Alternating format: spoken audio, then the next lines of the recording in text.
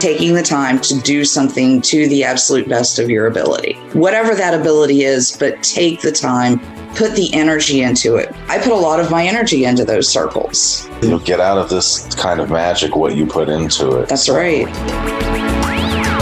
Salutations, listeners, and welcome back to Glitch Bottle, where we uncork the uncommon in magic, mysticism, and the generally misunderstood. I'm Alexander F., and today we are so excited to welcome back to the podcast magicians, artists, teachers, and Solomonic power couple, Aaron and Carrie Leitch.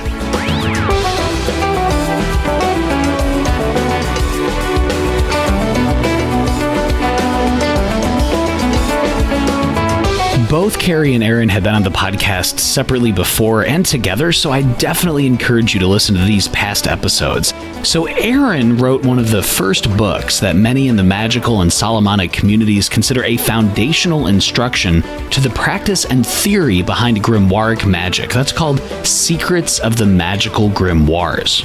Aaron is also a member of the Golden Dawn, and Carrie has studied several esoteric traditions for more than 25 years. She has training in traditional Golden Dawn and Rosicrucian symbolism and tarot interpretation, among many other interests. And in one of the bravest decisions to date, Carrie also took the step to wed the rambunctious Aaron many moons ago.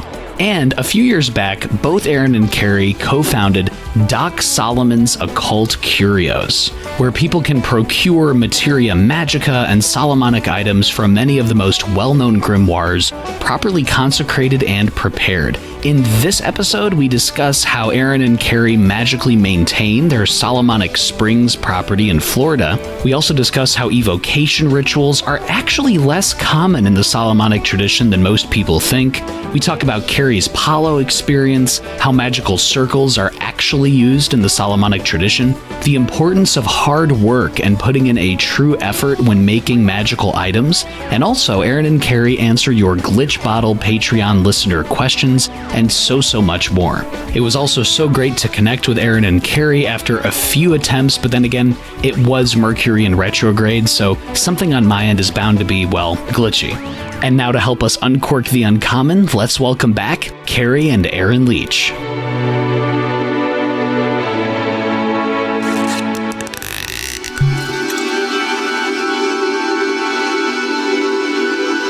Aaron and Carrie, thank you both so much, as always, for taking the time and stopping back on the Glitch Bottle podcast today. Awesome. Thanks for having us back. It's been quite a journey getting here. Yeah, I know. When is Mercury retrograde over? Because with the thunderstorms and the snow and everything, it is like so great to connect. So I know it's ridiculous. We've got a day left. One day left. Saturday it goes direct.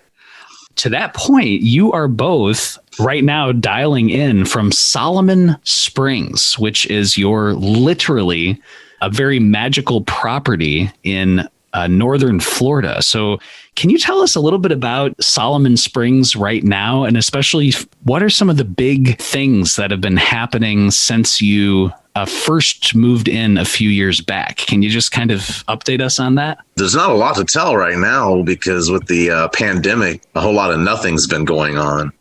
We've been here about 2 years now, maybe a little over 2 years. In April. As soon as we moved out here, we started talking with Phoenix Fire, one of the 2 or 3 largest pagan festivals in Florida. And they decided to move their festivals to our property because we've got many acres. The festival itself will be held on 20 acres. And it's beautiful. We call it the park side of our property. It's all trees and there's a lake and it's just gorgeous. So Phoenix Fire decided they wanted to use the land, and we're kind of making it a pagan homeland here in Florida. They've come out and they've installed showers. They've built a fire pit. And I just recently heard they want to come out soon and install a stage, a platform for, music and stuff. We even installed a power pole out there for the food truck and stuff like that. So they've got it ready for the most part. And as soon as this pandemic lets up and people can start going to festivals again, they're looking at this fall, being the first festival held on this property. With any luck at all. So yeah, if the vaccinations go well and we can, we can come out the other end of this dark tunnel, then we're pretty much set up and ready to go. And we'll be having our first Samhain festival here. And then the Phoenix Fire should be coming out here twice a year from that point onward. And it's kind of appropriate that it'll be at Samhain because this is for both me and Aaron, but I know for sure more for me at this point is it's ancestral land. This is where all my southern ancestors were from, was Gilchrist County. Actually, way back in the day, it was Alachua County. But anyhow, they're all right from here. And I have ancestors buried literally across the lake. So it is very magical. You see all kinds of spirits and stuff out here. The Florida side of my family is from a little bit north of here, but we did find a couple of graves in that same graveyard she's talking about with people with my granddad's last name. So we're going to have to look into them and see if it probably is my family. So yeah, this is ancestral for both of us. And I'd say there's a lot of power out here on this land. It's a beautiful place. It's also left very natural. Right in our area, it's nothing but farms. Yep, just farms as far as you can see. And so it retains a lot of that natural... The natural Florida, ashe. What you both are saying is that your Solomon Springs is essentially literally meeting all of the definitions in the Key of Solomon for a successful ceremonial operation and place to be a magician, basically. Pretty much. Yeah, you can say that. We have a sinkhole on our property. There is a spring in the lake. There's actually a very small cave system, too, right next to the sinkhole. So there's a lot of underworld stuff going on. A lot of places. A lot of little portals and spirits stuff to move around. What are some of the 2 or 3 big things that people on the outside, civilians, so to speak, would never understand about running or having a property like Solomon Springs until you actually start, living at Solomon Springs? Well, one of them for me, this is the first time we've lived on a well, which there's quite a few people that still live on wells and stuff. But the first time the power went out here, I didn't even think about us not having access to water with the power out. Yeah, it's that way with a lot of things. We're so far out here. You take a lot of your utilities and things like that for granted. And out here, you're completely, this is almost like homesteading. I mean, you are on your own. If you get hurt, there's no fire station or paramedics just down the street. They're about 4 miles away. And, you could get hurt out on property and not even be able to get a cell connection or even a satellite connection to call for help. So in a lot of ways, we've had to prepare for what if the fire breaks out? What if somebody gets hurt, and yeah, it's a very different mindset. It's a lot closer to nature in that way. There's also a lot of the good and the bad. Yeah. There's also a lot of tree cleanup that needs to be done because we have so many trees on. Oh, and the fences. You cannot keep fences up. If you're going to buy a farm, you might as well just say goodbye to fences because we have herds of cows. We actually rent the land to farmers, and they maintain most of the fences. They do most. And that's another thing, too. I could not imagine doing this ourselves. But since we rent the land to farmers, they maintain the fences, they maintain the property. For the most part. They'll mow it down and they'll keep it really nice for us. But yeah, the cows and falling trees. I mean, there's always something that has knocked one of those fences down. So yeah, we're trying to keep on top of that. It's pretty interesting. I hope you know how to work a chainsaw. Really, I never even thought about it. I thought, a fallen tree here and there, and learning how to work a chainsaw. There's something I never thought I'd need to do. Right. I'm gonna have to learn how to work a chainsaw and not kill myself. So yeah, there's a lot of just rustic living when you're a citified, person like me. And like we had our encounters with living on farmland and stuff growing up. But now that we actually reside here and own the place, it's kind of a whole different ball game. But it's still awesome. Oh, except for the internet. The internet sucks out here. Yeah, I was just thinking, in Secrets of the Magical Grimoires, there's all of this, amazing layout of, you're going to need the engraver and the asperger. I don't remember a chainsaw being included among those tools. No, but it is an iron instrument. You can throw it on the altar and consecrate it if you need to. Oh, darn it. Applying that reason and logic. That is very true. Well, hey, how do you think we get the branches cut with one stroke from the tree? You just use big clippers. One stroke every time. For all the listeners out there who are saying, oh, this is amazing, and it is, there's a lot of work that goes into that, it sounds like, where you're constantly having to check out the property, make sure everything's okay. And have you ever been, this is just a totally random question, so please forgive, but have you ever been out like walking the property and you've come across a stray cow or two just in Solomon Springs? Well, not a stray cow here, but we have had them get out of the pasture. Like we'll go outside and just find cows wandering around, if that's what you mean. But it's usually our cow, well, the farmers' cows. We call them our cows. It's usually our cows that have gotten out of the fencing somehow. We've actually, yes. If you're cows. So let's say if you're asking, yes, we have herded bovine. We have actually had to move them back into the pen. There was one time one had gotten out and was halfway down the main road going towards the highway before we caught him. And we had to run because this cow did not want to go back in the pasture. And I had to get a big stick and just kind of guide him along. And I think Steve was on the other side of me, and we had to herd this cow probably close to a complete mile. She had gotten about a half a mile up the road and then had to herd her back and try to keep her from getting hit by a school bus. Oh my goodness. No joke. Are there any Solomonic pentacles or any rituals that you can do, mercurial things of Saturn boundaries, anything that can help in a situation as immediate as that? You could probably put some stuff around the property that would help. But if you think a cow's never getting out, you're crazy. Actually, they're a lot smarter than they get credit for in the media. They're very smart critters. They are something else. Yeah. And just like any kind of domesticated animal that you're familiar with, cats, dogs, what have you, each one has their own personality. There was one that kept getting out. We never did find. I know which one it was. I got pictures of it. We never found a break in the fence. Never found a fence open. We have no idea how this damn cow was getting out. But he did like 3 times. 3 or 4 times. So. I just realized something. Since we put up the Marshall Pinnacles around, we have not had a cow break. Oh, well, that's interesting. We planted talismans around the property to protect it. I've even told you stories of similar talismans I had in Tampa that protected our house very well. Yeah, I don't think we've had any cows break out since then. I mean, the pinnacles are supposed to keep harmful people and things away, but I suppose it could also help keep things in too. Yeah. That's something that both of you have touched on in the past, but I think it'd be great just to remind listeners that in addition to this amazing property that you have with Solomon Springs, not only do you have altars dedicated to the 7 archangels, planetary archangels, and your holy guardian angel and other altars and shrines, but just like you said, you both do extensive work in terms of enchanting and kind of maintaining the property esoterically, which I think is just such a beautiful and important thing to do that maybe a lot of people might not think about.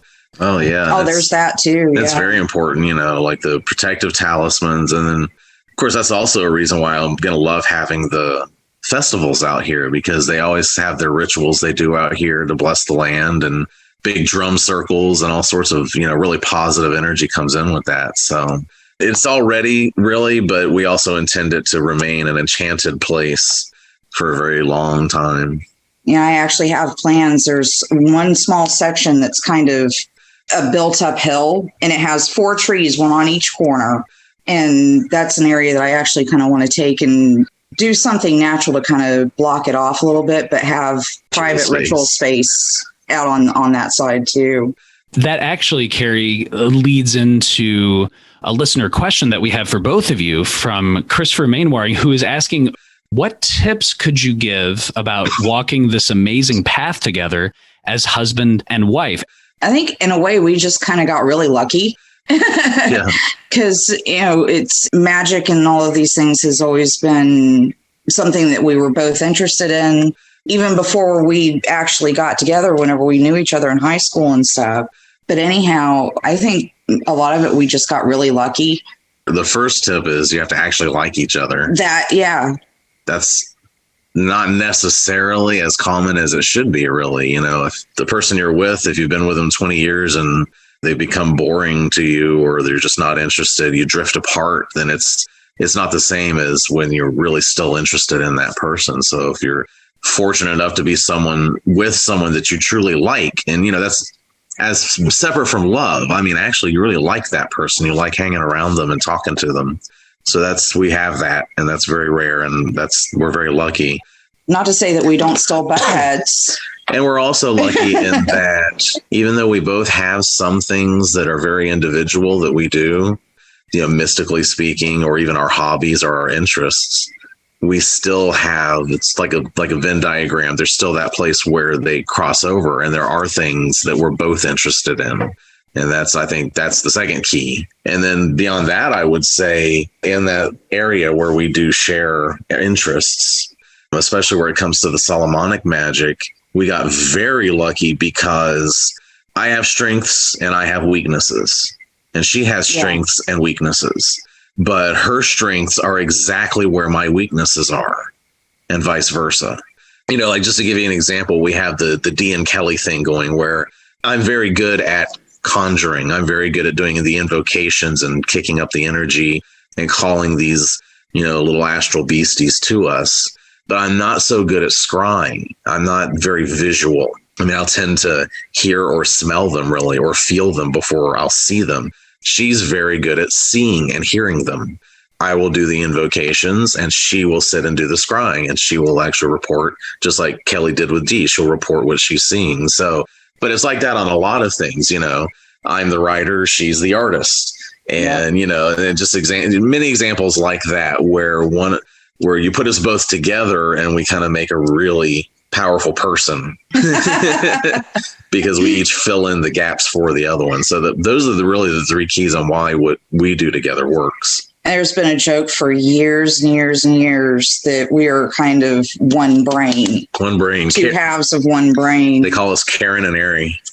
For a lot of listeners to Carrie and Aaron, I think that partnership is reflected in the very amazing work that you do, obviously with Doc Solomon's Occult Curios, with a lot of the Materia Magica, but also with a lot of the client work that you do in terms of requests, specifically when asking and working with the 7 planetary archangels. And people can check out these amazing pictures that you post online of the individual altars that you have to the 7 planetary archangels, among other altars and shrines. Can you share are there any recent updates or changes to any of the altars, or anything that you'd like the listeners to know?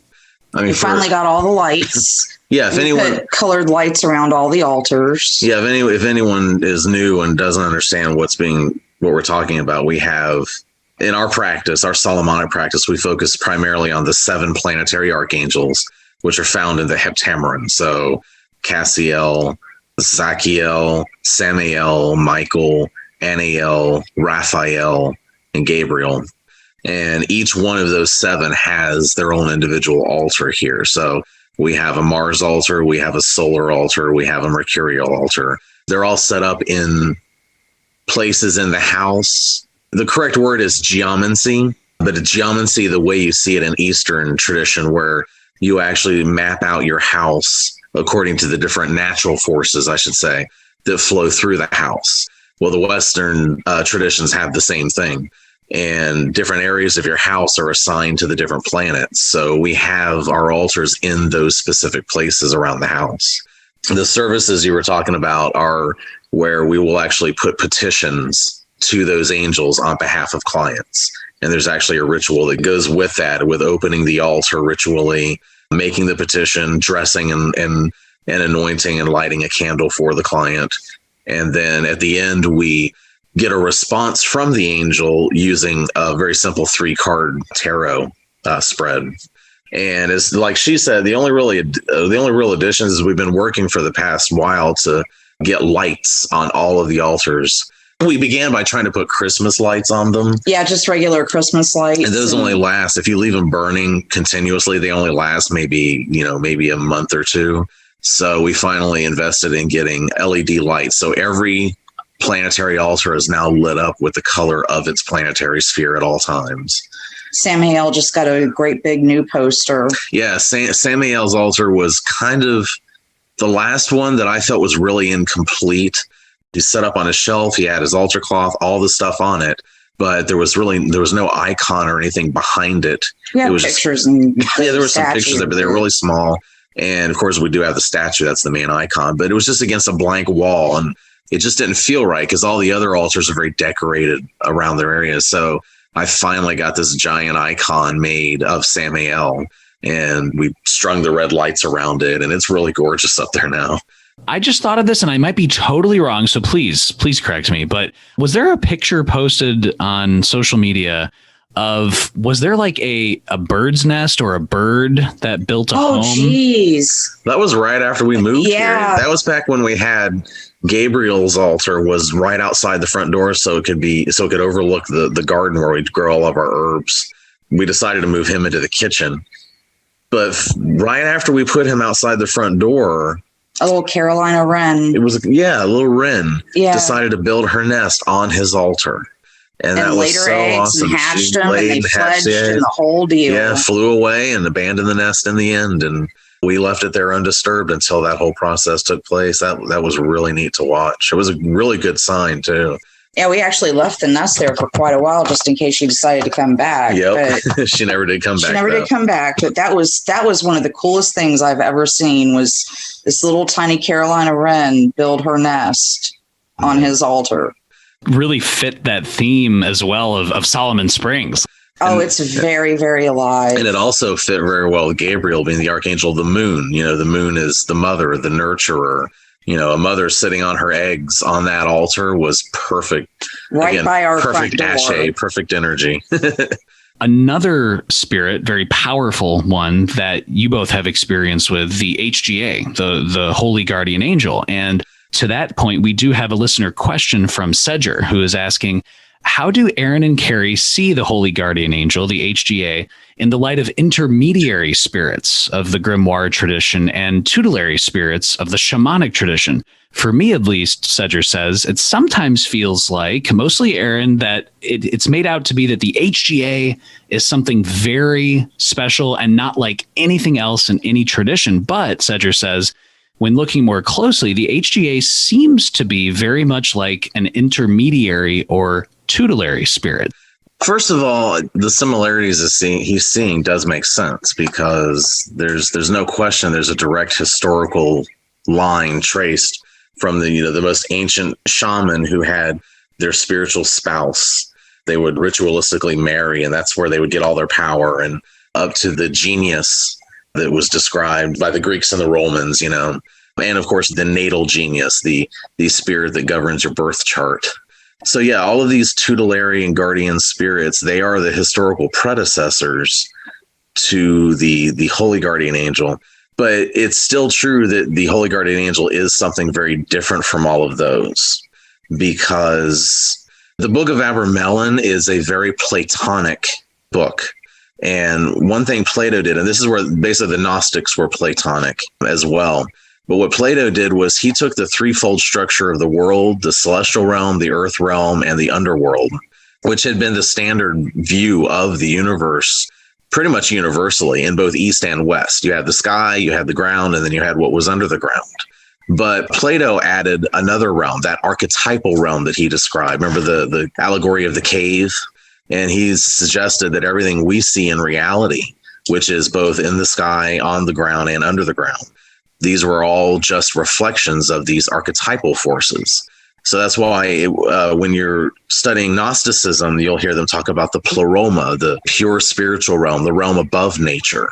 This is where the Book of Abramelin is basically coming from. Even the Kabbalah. Now, I'm not suggesting the Book of Abramelin is a book of Kabbalah, because it's not, even though it was written by a Jewish person. But even in the Kabbalah, they adopted the pleroma of the Gnostics and called it Atzilut, the divine world, the world of archetypes. So, this concept flowed into the Book of Abramelin, its author stresses over and over again that the holy guardian angel does not come from the created realm. He doesn't come from the sky. So he's not from a zodiac sign. He's not from a planet. It's not like Michael or Gabriel or, these 7 guys we've been talking about, but it comes strictly from the highest world, from the pleroma or absolute. I should point out too, Agrippa also came across the same doctrine, maybe from another source, I would assume. But in his chapter in book 3 of the 3 books of occult philosophy, he talks about the threefold keeper of man. And he describes one, which is one guardian angel, which is your natal angel. So that's like a tutelary spirit or a genius related to these older traditions. But then he also mentions that according to the doctrine of the Egyptians, by which he means the Gnostics, that there is a higher angel, a higher being that is beyond nature. So both of them are talking about this same entity from the same place, and it's not connected to anything in created reality. And that's how it's different from the tutelary spirits, because they are connected to physical places, or they're connected to, like, your natal angel, your natal guardian angel is connected to the stars of your birth chart. But that's not the case with the holy guardian angel, the higher one. It's really not even an angel in that sense. It's more of what the Gnostics called an eon. It's just above the created realm. So it's more of a direct link to God rather than working with a particular planetary force or zodiacal force or elemental force. And one thing I want to touch on too is there is a difference, because I never did Abramelin, so I don't have the same relationship. But it was interesting kind of being right alongside of it at the time, which I think led to some interesting effects. But like most angels, most spirits and stuff, I've never really had a problem communicating with. But his angel is very different than that. Very stubborn. He won't let her. My angel will not let her scry her. Oh, really? Really? Yeah, we've tried it before. Yeah. And she just stood there shaking her head and nope. Wow. Okay. So that leads actually to a question that really touches on both of your direct experience, as Terrence McKenna said, the felt presence of direct experience with these spiritual beings, specifically about angels, and the lessons and the impressions that both of you have gotten. And this listener question comes from Kat. And Kat is asking Carrie and Aaron, why did the angels, or non-angels, depending on the source, give things like art, language, medicine to humans? Kat's asking, are humans part of some great continuum of materiality? Did the angels teach humans to do material things so that they, the angels, can benefit from them? Kat's asking, is this like humans creating artificial intelligence to do things for humans that humans can't do?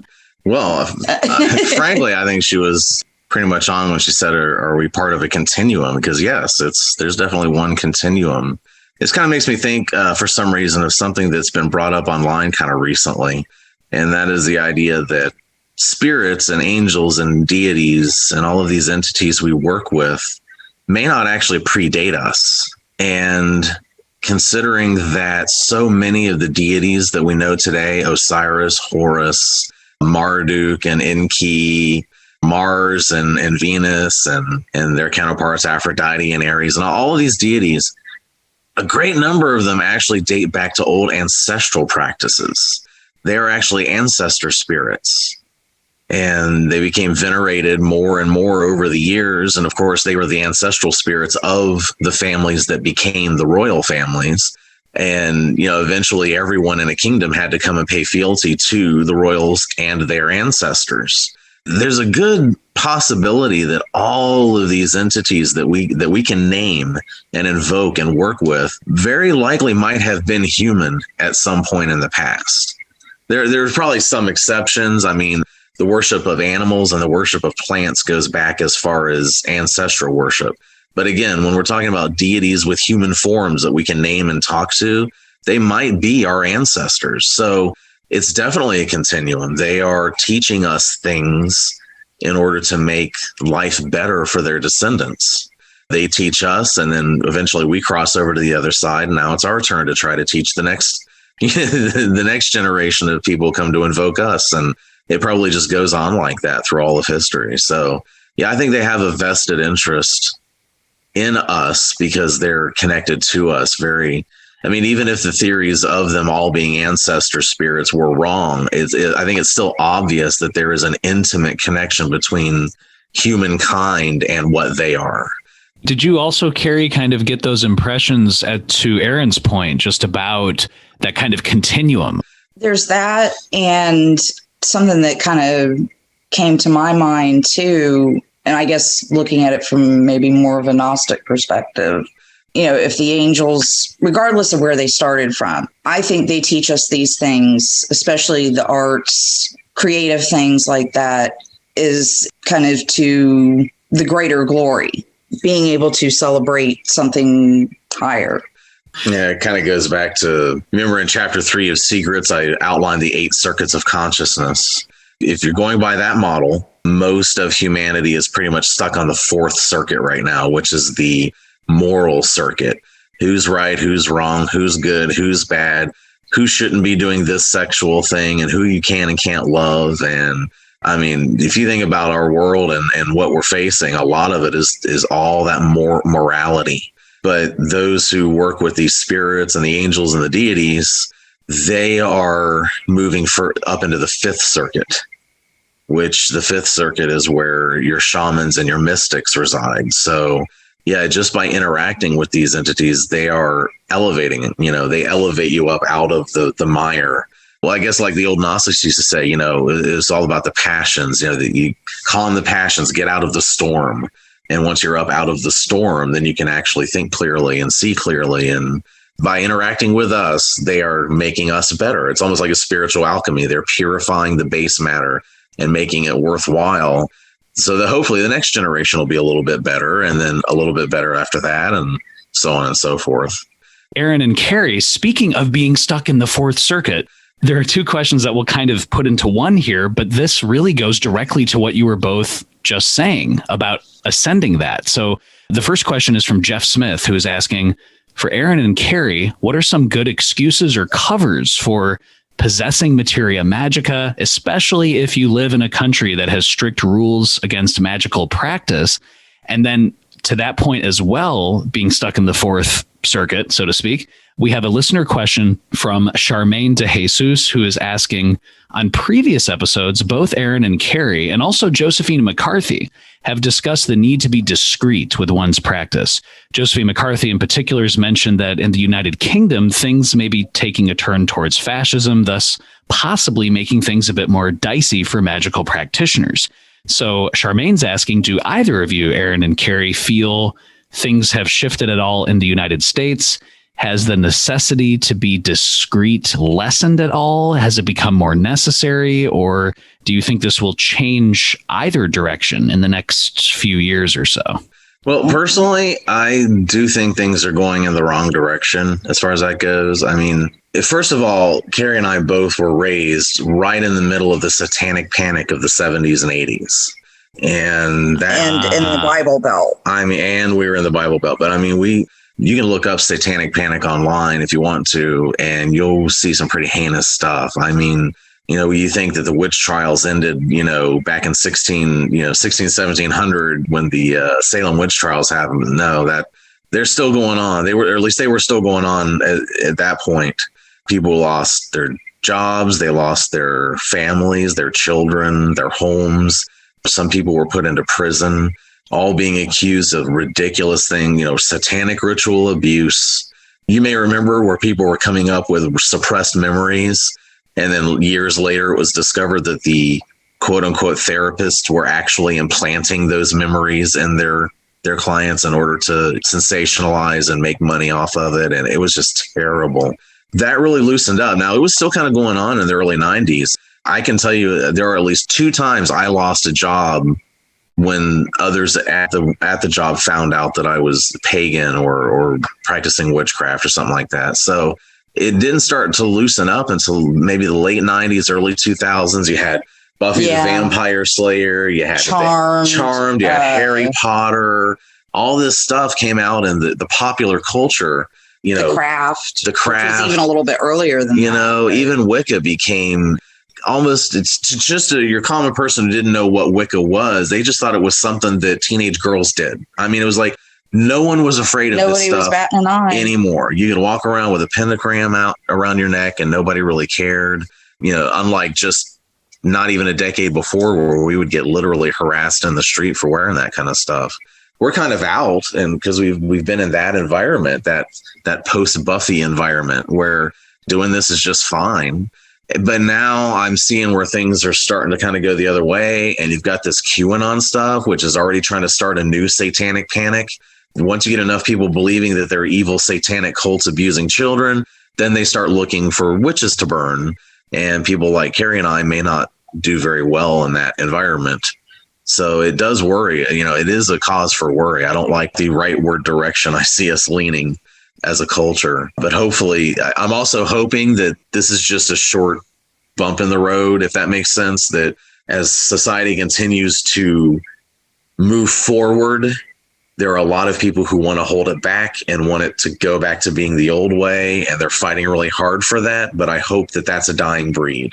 And so I'm hoping that this is just a rough patch, but it doesn't exactly make me feel real good to see things moving in that direction. And so that's my thought on as far as, social commentary goes. I mean, we really could end up at a point, if we don't stamp down on things like QAnon, then we'll end up at a point where people are again having their children taken away or losing their jobs or, their homes and stuff, and or even going to prison. And I don't ever want to see that return. That's just terrible. To that kind of point with trying to cover up things, should that be necessary. Fortunately for us, a lot of it can be hid under the guise of Catholicism. Yeah, or at least just Christianity in general.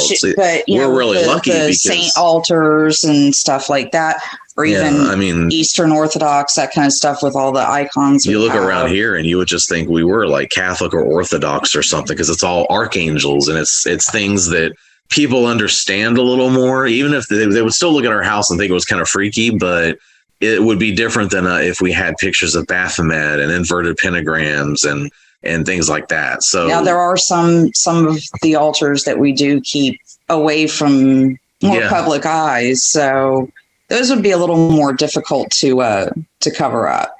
And, where there's a will, there's a way. And as far as tips go, I mean, honestly, I think from our perspective, we don't have a lot of tips because we are lucky that most of our paraphernalia looks harmless to the eyes of like a fundamentalist. But there are things we have, like Carrie said, not just altars, but, magical tools and sigils and things that would upset them. And those we can just keep hidden away. And that's not a big deal right now, but that's not the same as living in a place where what we do is actually illegal. So it's hard for me to give any really good advice on that. It's something we've never lived. Yeah, it's not an experience we've had to go through. Honestly, all I can really say is, really look at what the laws are and what you see happening politically and culturally around you. And it may be a better idea not to have certain things. If you're living like in Iran, you've got to be really, really careful because you may have wands and pentagrams and all sorts of things that you hide away. But in that environment, they could just come through your house and search it and find all that stuff, and then you're done. So in that kind of extreme situation, it would be better to just work with things that can be other things. Work with things that won't look out of place. Your altar doesn't have to look like a witch's altar. It can just look like a shelf with some curios on it. And you can present it as such, and just put it off in the corner and no one will even question it. That's really the best thing you can do is, if it's really a problem, don't have things out where they're visible. If there's something that would be frightening to someone who doesn't know what they're looking at, and anything else, just make it look completely innocuous, like it's just a shelf with knickknacks on it. At least that's the best I can say. Yeah. this wasn't as extreme, but I remember when a guest who was over at the house walked into a room a door that I thought I had locked, that had an altar and an angel icon and some incense. And I quickly said, "Oh yes, I practice Christian mysticism," Yeah.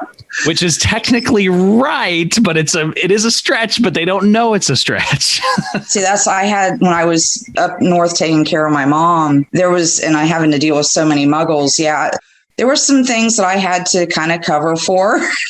See, I'm double lucky there because I'm an ordained priest. So anyone who walks in here and says, "What's all this?" I'm a priest, and that answers all they need to know. That would explain why we have all these archangel altars and stuff set up all everywhere. So it just makes sense. It's a little more difficult to explain the little table that I had set up with, my grandparents' picture on it and some of my other ancestors and the cup of water and the little temporary bow that I had set up. I would have moved it or done something, but to hide it. But one of my mom's friends kind of showed up out of the blue to help.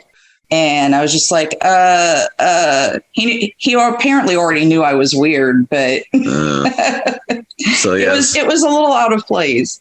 Well, that's my fallback. I'm a priest, and that's all. And then what I'll start doing is I'll start explaining something to them that just until I see their eyes glaze over and they actually want to get away from me. So I'll stop talking. Oh, believe me, I mean, my husband's a priest. I've used that a few times too. We have another listener question that kind of ties into this. Another one from Charmaine de Jesus, who's asking, do either of you, Aaron or Carrie, have any advice for couples who both practice, although they might follow different paths? Are there any advice for couples in which, say, one partner kind of skims or dabbles while the other is heavily involved in occult studies and practice? Oh, whenever we started out, we were, I guess, a little different, but I don't know. It was just like whenever we have our separate practices, there's things that I do, there's things that he does. And I've kind of read through Abermelon, I guess, and stuff like that. But I don't know. It just has it's never been an issue. We just kind of, whenever we have our separate practices, we just kind of go and do what we do.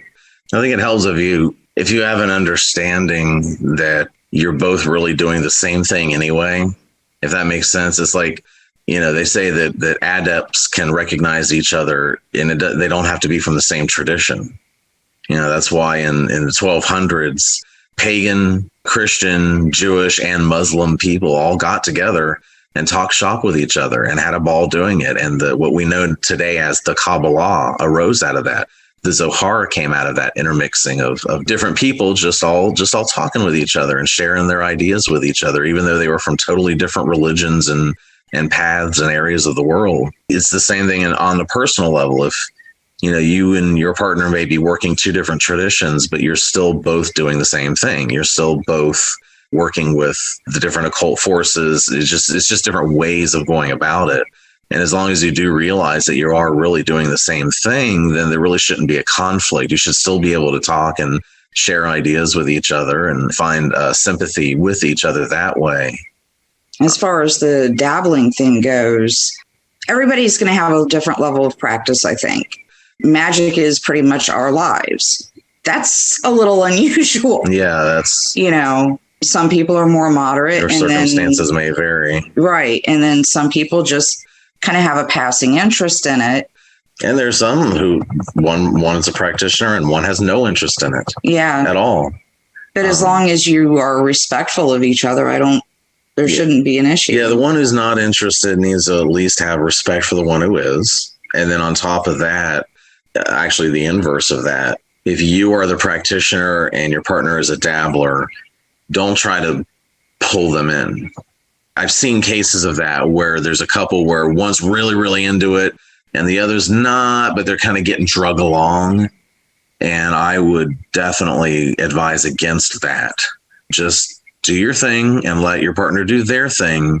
Where you overlap, you'll find that in time, as long as you're not trying to push anything on each other. Where if it's one partner is not interested at all and pressures the other one because they keep doing all this weird stuff, or if one is really into it and keeps pressuring the other because they want them to do it too, that's never going to work out. So, just do what you're interested in, do what you love. Each one should do what you love, and you'll find naturally where those overlap. That is really, really good advice. I find for myself, if I'm at, well, this is before COVID, but at a social event and someone mentions Disney or a crystal ball or something like that and a Fantasia, and I'm like, do you want to know where that came from? Do you know about John D? It's like I'm proselytizing for the history of John D and Thomas Rudd, and then I'm like, nope, stop, Alex, stop. You're gonna see. That goes back. I can totally understand. See, that's what I was saying before. If someone asks about something I don't want them to know about, I start explaining it to them, because about 3 minutes into that explanation, they're going to want no more to do with it. They're just going to be so bored by what you're telling them that they're just going to wander away and they'll never ask you about it again. That's a really good technique. Okay, I'm going to remember that next time. Thank you. You have to mage-splain to them, and then they'll just wander away. You're like, I think my wife's calling. I gotta go. use obscure words. Yeah, use really obscure words and confuse the hell out of it. Then they'll never ask you again.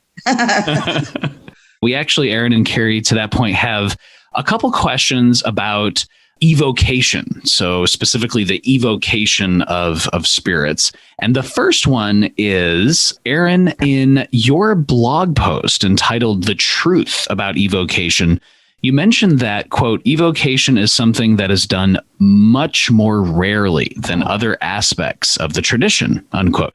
Can you elaborate on maybe some of the misconceptions that might be out there about evocation from your perspective and experience? Yeah, well, it's like I said in the blog post, the grimoires themselves seem to be very focused on evocation. But like I've said, even on this show, maybe a dozen times before, so I'm sorry for being redundant, but the grimoires are just the starting point. That's why they're called keys, the key of Solomon, because they're there to show you, hey, here's how you open the door.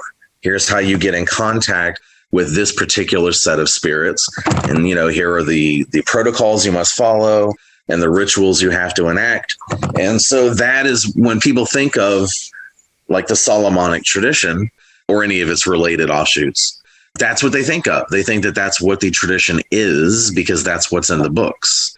But in reality, once you perform the evocation ceremony and make contact with an entity, be it an angel or a spirit or like a chthonic entity, you now have contact with that entity. You don't have to go back and perform that full elaborate evocation ceremony again for that entity. Part of the process is either giving that entity a physical base to inhabit, whether it's a brass vessel or a ring or a talisman or something, or you can ask the entity during that evocation, now, the next time I need to talk to you, how can I call you? And he'll tell you, he'll give you a simpler ritual to follow or a name to call or a specific sigil to use. And so you don't have to go through all of that a second time with that entity. So most of your work throughout most of your lifetime with that spirit will not involve that evocation ceremony. So that's why I said in that blog that evocation is actually done much less often in the tradition than you would think by reading the books. Like here we have these 7 altars set up, and we can go to any altar and perform a very brief ritual that was given to us by the angels and wake them up and make an offering to them and put a petition before them, and it works wonderfully. We don't have to go into the temple and spend days or even weeks, when you put all the preparations beforehand onto it, summoning these entities so that we can talk to them because they're already here. So evocation is something we do only in very rare circumstances when, like I said, with our candle offerings, the petitions we make, we'll get a response from the angel with 3 tarot cards. That's just a very simple little conversation. But if we really needed to interrogate an entity for, if we had several questions we needed to ask and we wanted to get direct responses without using a medium like tarot cards or something, then we would perform a full evocation. I could count on one hand how many times you would have to do that with any given angel or spirit. So that's where that blog post is coming from. That's why you don't really have to go through the whole. And this leads into other misconceptions too. that because people think evocation is what you do for the most part, that tends to be what they try to do. So they'll get, let's say, the Goetia from the Lemegeton, and there's 72 spirits in there, and they'll go through and they'll summon all 72 spirits, one right after the other. But that's not how the tradition is supposed to work. You're supposed to focus in on one or two or maybe three spirits that work well with you, that want to work with you, and you like working with them, and they get results for you. And then the rest of your life will be spent with just those few spirits. You won't even contact most of the 72. So, we don't work in a way where you just cold contact some spirit that you've never spoken to before and have no relationship with and demand something or beg for something from it and hope it comes through. We work with entities that we work with over and over and over again, and they can do pretty much everything we need. Those are the main misconceptions. The evocations do not make up the true heart and soul of the tradition. They're just the gateway in. And the true heart and soul of the tradition is building relationships with these entities, making them familiars. That familiar means familia, family, making them part of your family, making them give a damn about you and want to help you. And you in return, you're setting up an altar to them, you're making offerings to them, you're giving them a home, and you're doing things for them. So it's a symbiotic relationship. And that's the real heart. Once you have that relationship, they will teach you the rituals. They will teach you the spells. They'll teach you stuff that will work 100% of the time, as long as you follow what they're telling you to do. And the books, once you've gotten in that door, the books actually become less important. I hate to say that because the books are always going to be important, but those specific evocation rituals are less important in relation to the relationship you'll have with the entities and what they will directly teach you that you won't find in any of the books. To that point, we do have a follow-up question, in a way, a listener question from Brandon Gretter, who's asking, Aaron has said in previous episodes that his HGA told him when asked, when can I learn the Goetia, the answer was not until he knew what the Goetia is. And so Brandon's saying, I'd love to hear Aaron's reflections on what he thought Goetia was at the time versus what he thinks it is now, and what some common preconceptions of it might be, and how your view, Aaron, has evolved since that question was first asked to the angel. Oh, yeah. Well, first of all, I should make it very clear to listeners that in that statement, when I asked my angel, when can I start practicing Goetia? And she responded, when you know what Goetia is. We were not talking about the book called the Goetia. That's actually one of my least favorite grimoires because I think it's been corrupted to the point of almost being useless. But Goetia is the name of a magical tradition. And the Goetia in the Lemegeton was just given that title, was named after that tradition. The Goetic tradition, which goes way back to very ancient Greece. And we're talking about Greece before the Olympic cult. So before Zeus was a thing. The old shamans, they worked directly with underworld spirits. They were experts at funerals. They were experts at going into the underworld to retrieve lost souls, that kind of thing. So at the time I asked my guardian angel that, I was asking about the Goetia that is included at the end of the book of Abramelin, which is a whole list of spirits, the chiefs of hell and their subservient spirits. And I said, when can I work with these guys? And I was still under a very modern Western, maybe even Hermetic impression, like post Golden Dawn, post Thelema, the viewpoints we have in our 21st century world. And I saw the demons, the spirits, the chthonic spirits, I call them now, the underworld spirits. And that also includes nature spirits and aerial spirits, fire spirits, water spirits, elementals, all of that. I saw them as lesser entities. Like if you put us all in a hierarchy, there would be the angels, then there would be humans, and then there would be these little guys, these little spirits, these lesser spirits and demons.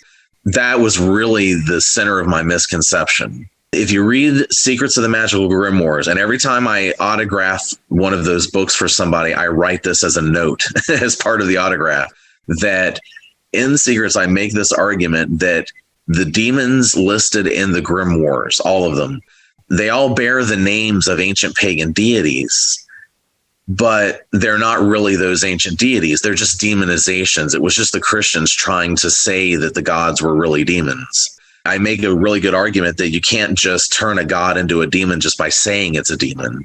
But unfortunately, at the time, I didn't even know what the word demon meant. Demon doesn't mean lesser evil spirit. It actually means God. You know, the demons were intermediary gods that carried messages from us here on Earth to the celestial deities and back.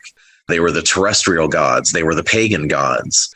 I was wrong about the Christians demonizing them, because as I researched all these old ancient pagan deities and the historical predecessors of what became the Grimoire demons, I learned that they already had chthonic, underworld, frightening, terrifying forms that had nothing to do with Christians trying to make them look bad. There was an underworld version of Inanna, and we actually have, it's called the Berne relief. We have an image of Inanna in her underworld form that was taken from a site where that version of Inanna was actually worshipped in ancient Babylon. She's beautiful, but she's also terrifying.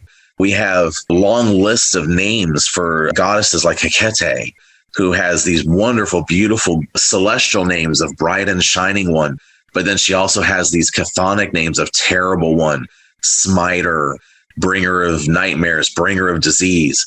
So I learned that all of these deities did have terrifying terrestrial and underworld forms, and that is what the grimoires were actually talking about.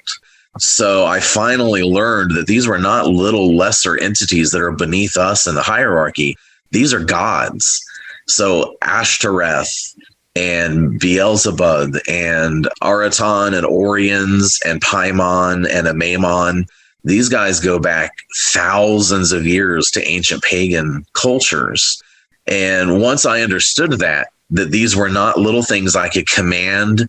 You know, a lot of the grimoires get into that, you know, you will do what I say, or I'll put you into the fires of hell and all. And that's not how it works. You have to respect these entities and realize that these are deities. They just happen to be terrestrial deities. They govern things here on Earth, you know, as opposed to the celestial deities. So yeah, once I kind of had my worldview fixed, then I was able to interface with these entities with a better understanding of who and what they really are, that they're the forces of nature, that they're specifically the underworld, the chthonic forms of these gods. So they are still very dangerous and very terrifying, but they are not lesser. And as long as I was approaching them like I was, you know, I'm the image of God and you'll do what I say, because I was never going to get anywhere with these spirits. But now that I understand that they are ancient and powerful deities, I approach them that way.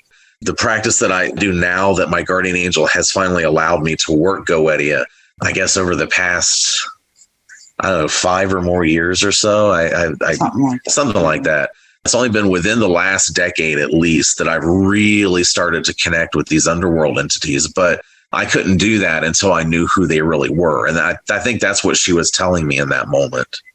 Being open and having that experience, that direct experience, that really makes the difference with that. And not believing that you are superior to them and that you can just command them and threaten them and, you know, coerce them, because the grimoires have such a reputation for coercing spirits, enslaving spirits. And that's not really how the tradition works.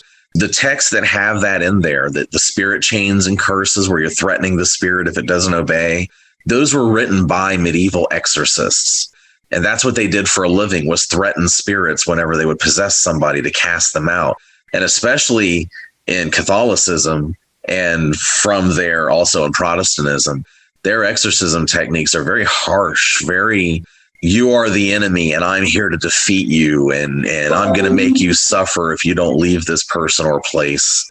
I had to learn that attitude is the wrong attitude to come at it with. That's why I sometimes complain about Catholic exorcism practices, because if you come at it like you're in a war, the spirits are going to respond like you're at war with them. But you don't have to do that. You can approach them with respect. It doesn't mean bow down to them. You know, you never kneel to them. You never allow them to dictate things and tell you how things are going to be. But at the same time, you know, you're not their commander. You're an ambassador. You're there to negotiate with them. You're there to get the best, result from whatever the situation is. Even in straight up exorcism cases, you don't go in and try to attack them. You talk to them. Why are you here? And I can take you to a better place. Why don't you come with me? You don't belong here. You can't stay here, rather than ranting at them and threatening them. I always use that example from the New Testament where Jesus was casting the demons out of the man, the demons that went by the name Legion. And they said to him, please don't cast us out into the abyss where we'll wander forever, starving and thirsting. And so Jesus said, okay, I'll show you mercy. And he sent them into the bodies of pigs instead. Again, they still had a physical base to hold on to. And I think in the story, the pigs go and drown themselves. So they actually run down to a river and the spirits are able to leave the pigs and flow away with the river. But he did all that without threatening and coercing them. And he actually showed them mercy. I try to take that to heart whenever you're dealing with exorcism, which includes working with chthonic spirits in goetic practices and such. Carrie, as well, in your experience, as Aaron said, if you are both working together and Aaron being, just conjuring and reciting the invocations and the evocations, in your experience as well as scryer, as kind of that dynamic, have you also gotten similar impressions about that kind of ebb and flow and that respect that you have to have for the spirit? Oh, absolutely. Absolutely. It's true for regardless of what spirits you're working with. You show them respect, you show them, and it is a mutual thing. Who was the spirit you had the dream? He came to you in a dream and wanted to work with you? Was it? Oh, that was Santa Muerte. No, way before that one. It was like Bune or somebody. It was one of the Goetia spirits. Yeah. Came to her in a dream and wanted to work with her. I had an interesting experience with Santa Muerte back in the summertime. It was a little different than the Bune one. Oh, way different, yeah. I've had, probably 3 or 4 at least come to me in dreams, and several show up in other various ways wanting to work with me. And that's because of that mutual respect. We don't threaten and coerce and curse and that kind of thing. So they come to us. In fact, in the Santa Muerte, that was someone, according to Santa Muerte, what she said when she arrived here was that someone had sent her to attack our family. And she was not happy. She was pissed. And she said, I'm working for you now. Don't worry. I'm working for you. So, yeah, that respect goes a long, long way. And, if you're just standing in a circle threatening spirits, you can do that all day. And believe me, in my youth, I tried burning their sigils and I tried yelling and screaming, and it got nowhere. They just sit there and laugh at you. And I think for some of the ones that have come to me, the Santa Muerte thing aside, I think they're aware that we do, whenever they do work, we do offerings, we talk about them. And a lot of times it kind of generates interest where other people start working with them as well. So that gives spreading the word, getting their names out there. And it gives them that much more power. That's why we show pictures of the altars when we do the candle offerings, because then you start seeing other people who start setting up their altars because they see these pictures of ours. And so it just spreads. It's like a candle flame, just from one candle to the next. Exactly. Spreading that outward. Is probably the best analogy I've Yeah. This actually opens up an entire section of questions that we were chatting about before the podcast about misconceptions, specifically about magic circles. We do have a listener question from Maria for you, Carrie. And Maria is saying, hi, Carrie. I'm so excited that you're back on the podcast. And I also love Aaron, too, of course. Okay, I'll just sit over here. Had yours. And Maria says, my question is, Carrie, that Aaron speaks frequently about using magical circles, but can you share about how and if and when you use magical circles and for what purposes or what spirits? Thank you so much, Maria. I don't really. Yeah, like where it comes to our different practices, like she does the Palamayombe and some different things, and they don't. Yeah, there's really no circles involved. The ancestors and stuff. There's no circles involved with that, really. I'm pretty much the circle user. Yeah, about the closest I get to using a circle is if we're doing something together, some kind of like Solomonic evocation or something together. Then there'll be the circle for both of us. Yeah. We have maybe Golden Dawn. We have stuff. the circle that she hand painted in the temple. I mean, it's just there permanently. It's under the working altar. And so it's always there. And that's where I do consecrations and stuff like, that's like I said, it's the working altar. So I do everything there that anything that wouldn't be done on a specific angel's altar gets done there. So yeah, it's pretty much ubiquitous as far as that's concerned. Yeah, that and actually painting and making magic circles, that's about as close as I get to using them as making them. Yeah. In my own practice. So, which has been a very interesting thing too, because as I've done different magic circles, because you have some that are standard, but then I've had a lot of custom work too. This kind of goes not only for the magic circles, but the talismans I've made and all of these different magical objects I've made. Just the process of making them is something of a magical act itself. And I especially noticed it whenever I was doing entire planetary sets of talismans. So, I mean, it does have an effect, but I don't really use magic circles. When she does use them, it's usually when we're working together. Yeah. So we do, to that point, have a listener question from Lucid Themes, who is asking, would it be possible to hear about Carrie's Palo experience? It would be incredible to hear her story. Oh, well, that's about 20 something years of of story there. Whenever we were really young, this was even before I got in the Golden Dawn. Yeah, I know you've heard us talk about Oshani Lele, Stuart Myers, who unfortunately passed a little over a year ago. He was my mentor. He was my teacher.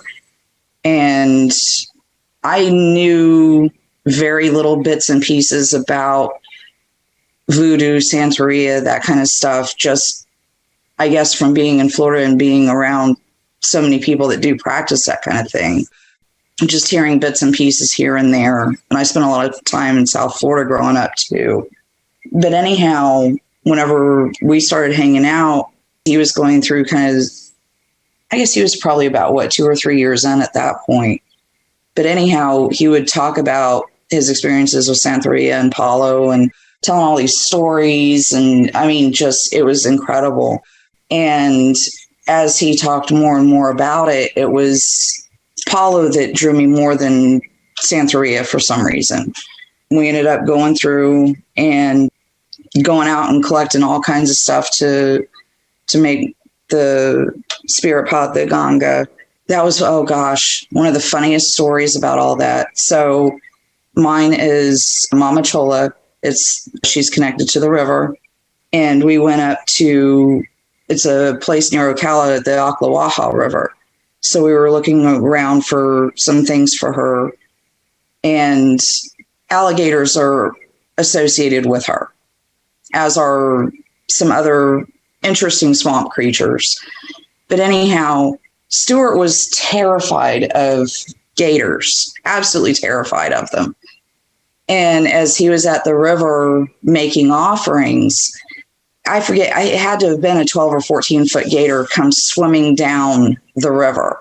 I saw him turn pale white. We were standing on a dock about 6 or 8 feet above the water. And this alligator was on the other side of the river. And he turned white and just wanted to run away so bad, but he couldn't because he was still doing the prayers and the offerings and stuff. It was hysterical, but it was a really, really good sign. And, over the last 20 years, there was a process of getting to know her, getting to know how to work the system.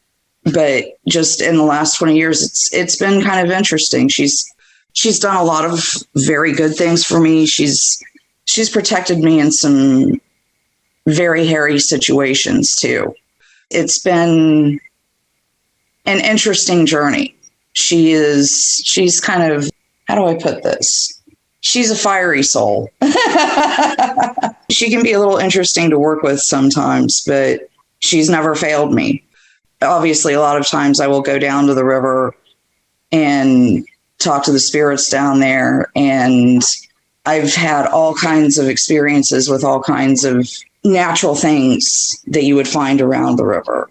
Birds, talking to gators, certain water snakes. Just it's been interesting. It's been interesting. Mama Chola in Palo is what Oshun is in Santeria, the goddess of the river. But one of the things she brings the sweet things in life. She has certainly done that. One thing too, I guess it was about 2016 or so, I guess. The house that we were in was really, really small, and I was having a hard time finding places for my ancestors, my spirits, that kind of stuff. And I finally got my ancestors set up, and I was talking to them one day around my birthday that year, because, we were renting this small house in Tampa. We were driving old vehicles. It was getting to be kind of, some things were difficult sometimes. And I was like, this may be a tall order, but I'd really like some stability, because the neighborhood that we lived in was not all that great either. And I asked my ancestors, I was like, we need to get a house and we need to somehow get better cars. And I did make a specific one on that one, but I was like, I understand if it can't happen, but these things would be really nice. And let's see where we go. Because this was a pretty tall order, at least I thought it was. She was asking for a sports car. Yeah, I she didn't just want a car. I wanted a Camaro. I let my dad had 2 Mustangs and a Camaro. My uncle had a Corvette. I love Camaros. So she actually bought these little Hot Wheels. Yeah, the little Hot Wheels Matchbox cars. Oh, nice. And she actually gave that to her ancestors to play with. But I want one of these, but real. But I also gave, because there's a spirit that works with her too, named Lucero. And Santeria would be kind of like well, he's a gatekeeper. So I gave him a Matchbox car too. And I went out and talked to my spirit and was telling her the deal too. And I also did work with the Archangels and several other ones too. So it was a group effort. But we like having a spiritual army working for us. Oh yeah. And boy, do they work. So at the time I was just like, it'd be nice for us to be able to get a house of our own, get some stability, be able to have some ways to actually, because one of the things I wanted to do was also be able to go out around and visit my ancestors' graves and do genealogical research and just do all these things, and also be able to go hiking in nature and get to know different places, different spirits from different places. Because we were talking about Mama Chola, the river spirits and stuff. While she would be over all rivers, every one of them has a slightly different personality, so to speak. So whenever I go to the Hillsborough River in Tampa, it's a different energy than whenever I go to the Swanee River up here, or I go to the Ocklawaha or the Etchatuknee just north of us, which is beautiful. There's some waterfalls up there and stuff, a little bit north of here. At the time, it was my thought was just being able to just get a regular house, regular neighborhood kind of thing. Yeah, so we ended up in a wonderful, much bigger house on 40 acres in the middle of my ancestral land. And I got the Camaro too. So yeah, it was something else to see come into manifestation. And it was like along the way, every now and then I could see little parts of it. It was like I would get little signs. And at the time I was like, really? Really? Am I really seeing what I'm seeing? And as time went on, it was incredible to see it come into being, and all of these signs and these messages that I had been getting from all these different spirits doing their own little part come to bring us here it was incredible. I mean, that's probably a little bit more than just the Palo, the Palo journey, but it was definitely a big part of it. Yeah, you heard me tell the story of how, Stuart Oshani Lele worked at a gas station overnights, and I would go up there and just sit there and, talk to him all night long. And he would teach me things. And Well, she was basically doing the same thing at that same time. Everything I was learning from him, I was kind of applying it to the grimoires because he was showing me a worldview that made the grimoires make sense. So I was actually able to start working with the grimoires better. But she was learning all the same things, but she was actually feeling more of a call to the African deities and, that specific tradition, where I was being called to like the Archangels and that tradition. So yes, she followed Stu. She followed Oshani Lele right into Palomayombe. And yeah. And, the good thing was that gave me an opportunity to see all of this stuff, not just sit there and talk to him, but actually watch a new initiate go through the process of getting into the tradition and getting all of the tools and the beads and the, all the different spirits you have to get. And I actually got to attend my first sacrifice. I'd never seen it was a chicken. I've never seen a chicken sacrifice before, but I got to watch that. And so, yeah, it was a hell of a learning experience for both of us. We just kind of took it two different directions. And I did assist him in a number of his Santeria workings and stuff. And of course, the education in Palo and learning all of that. And then, once we moved to Tampa and he was still in Orlando, and then years later he fled to California, she has taught me a lot on her own too. Kind of like your familiar spirits. She's taught me a lot too.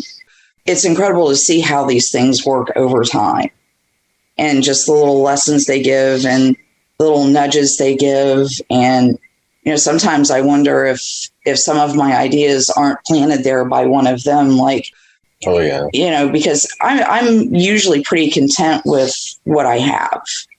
But every now and then I'll just get like this wild hair and be like, okay, well, maybe we can do this. And lo and behold, it turns out great. And sometimes it's stuff I didn't even know I needed, or protection I didn't know I needed, or what have you.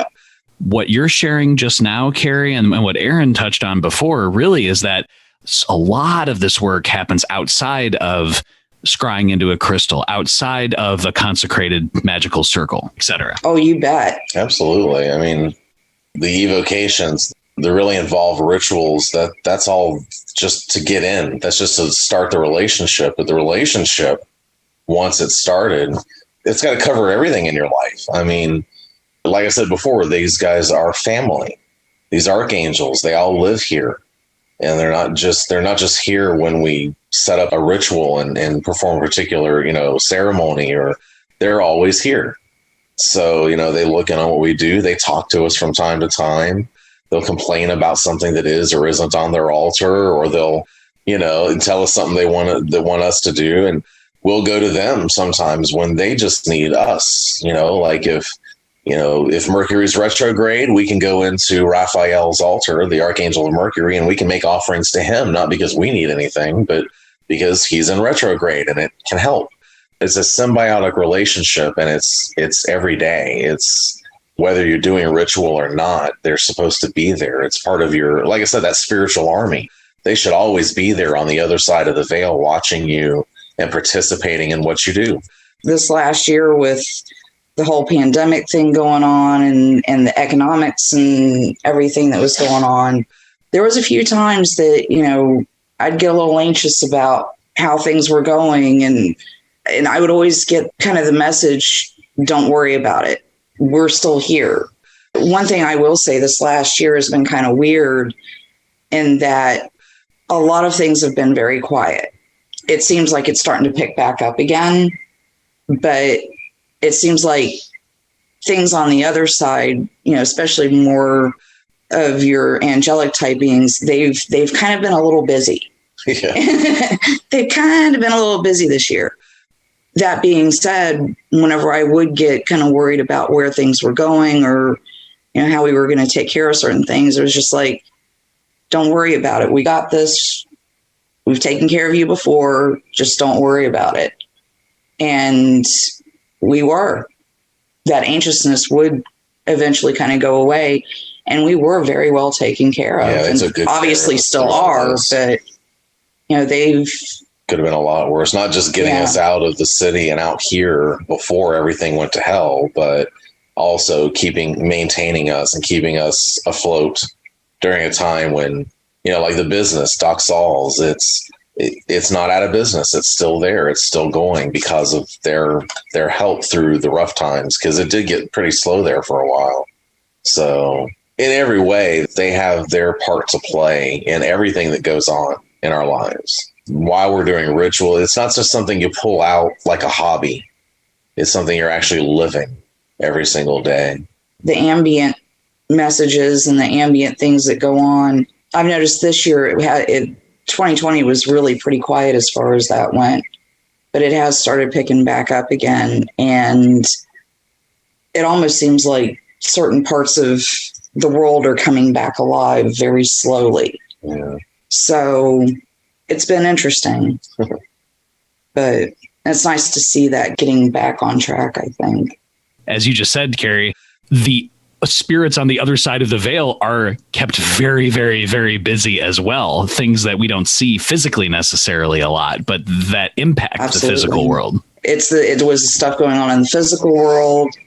Each one of them obviously has their own jurisdiction, but also I think this year there was a lot of people petitioning, praying, what have you, that may not have for a long time, or this is the first time, or because a lot of people needed a lot of help this year. So I think that is a lot of it too. Uh-huh. Can you, Aaron and Carrie, just share to that point about the biggest advice that you might have for magicians, practitioners, people who are just starting out in magic or have been doing it a long time, about the biggest advice and lessons learned in this pandemic year in 2020, either things that maybe, as you mentioned, you kind of got the message to keep going, to have resolve, to not give up. Like what were some of the biggest lessons that you learned, or what's some of the biggest advice that you might give to listeners out there who are still, as we all are, kind of, dealing with and moving through the pandemic? Well, for myself, just really take every day as it comes. I mean, I guess it kind of sounds kind of, but every day is a little different, whether it be from the state of the world, one's mental state, what have you. Just take every day for what it is. Try to keep at your practice. And again, finding motivation in these in quarantine times has been difficult, but do what you can. Do what you can. But they also seem to very much understand when you can't, or when you're not kind of up on your game, I guess, for the day. But these spirits are very understanding. And even the ones that, because there's a few that you have to constantly work with them. You can't, they're pretty understanding of things going on and how that affects us physically, mentally, in all parts of our life. So unless you've done something to really screw up, your spirits probably aren't mad at you. Even if things have been quiet, your spirits aren't mad at you. I don't know. I mean, because where it comes to, because you're asking specifically about the pandemic and getting through it. And I mean, we've been very well taken care of and very lucky. So it's hard for us to speak to people who are really concerned about if they're going to be able to stay in their home, if they've lost their jobs, where money is coming from, that kind of thing. I mean, my heart really goes out to them. And I guess that's why Carrie's just saying, just put your head down and take it one day at a time, because, this is something I posted online and it got a lot of attention. I expected it to be more controversial than it turned out to be, I think. But I had said that, and this was about politics as well, politics, the pandemic, everything we're facing right now, is that I said the spirits aren't going to fix all this for us. Don't think that there's some ritual we can do that's going to bring all this to an end. Not because the spirits are powerless or that the angels are powerless, but the reasoning I gave in the post I made was because the angels and spirits told me this was coming years ago. They warned us this was coming. So everything that's going on is kind of part of an overarching plan that's already being, enacted.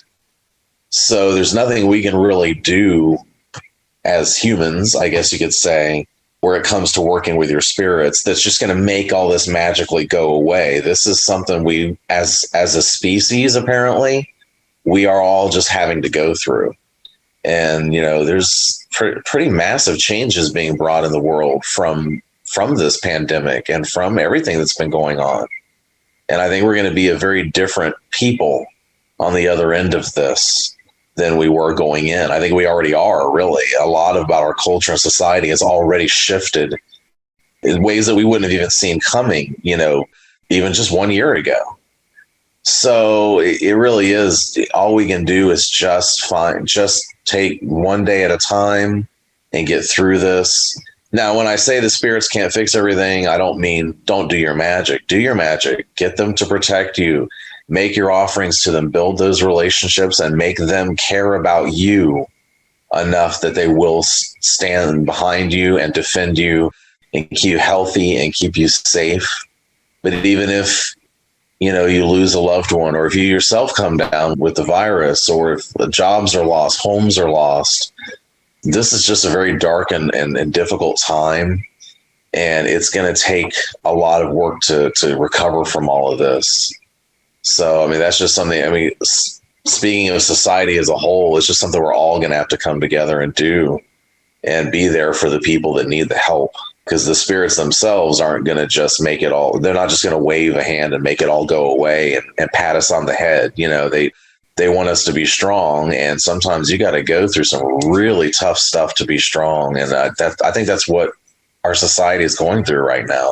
It's a little bit of a maturity issue. It's like a societal initiation rather than the initiations we go through. They're wanting us to purge ourselves of the hate and the racism and the bigotry and all this stuff that we just need to leave behind. Like I said before, I hope this is just a rough patch and we're getting ready as a people to leave that behind. But it's not going to be easy. You got to rip that Band-Aid off, and it hurts. So there's just no way we can expect it all to just magically unhappen. There's no easy way through it. There's no easy way through it. We're going to have to learn the hard lessons and take the knocks. And I really wish I could say, hey, just do this and you'll be all right. But, do everything you can to petition your spirits for their help. And, your guardians will support you, and they won't put anything more on you than you can handle, even though it will often seem like they won't. And even going before the pandemic, I had a lot of stuff going on. And there were times whenever I was like, I don't know how I'm going to do this. Yeah, it's been hard on us, and we're recluses. We hardly ever go out anyway. And still, quarantine really did a number on us. And like Carrie said, there were times we had to take breaks.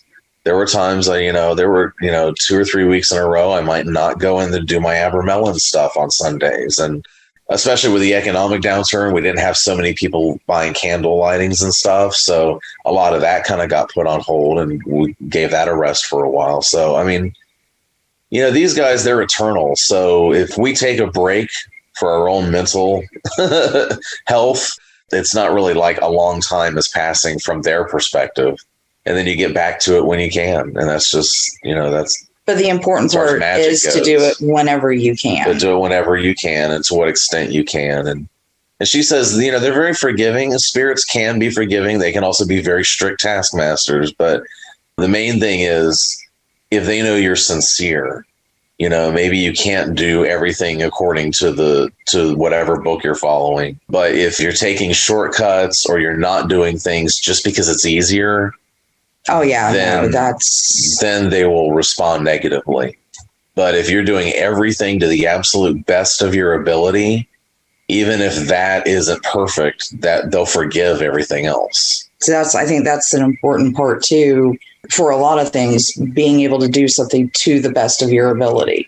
And I'm thinking as well, and this is something that I know you both have touched on, and Aaron in Secrets of the Magical Grimoires, is the ancient role of the shaman and the role of kind of shepherding a village or a community and through those difficult times as kind of a higher application of esotericism seems to be really important too. Just doing what you can to help.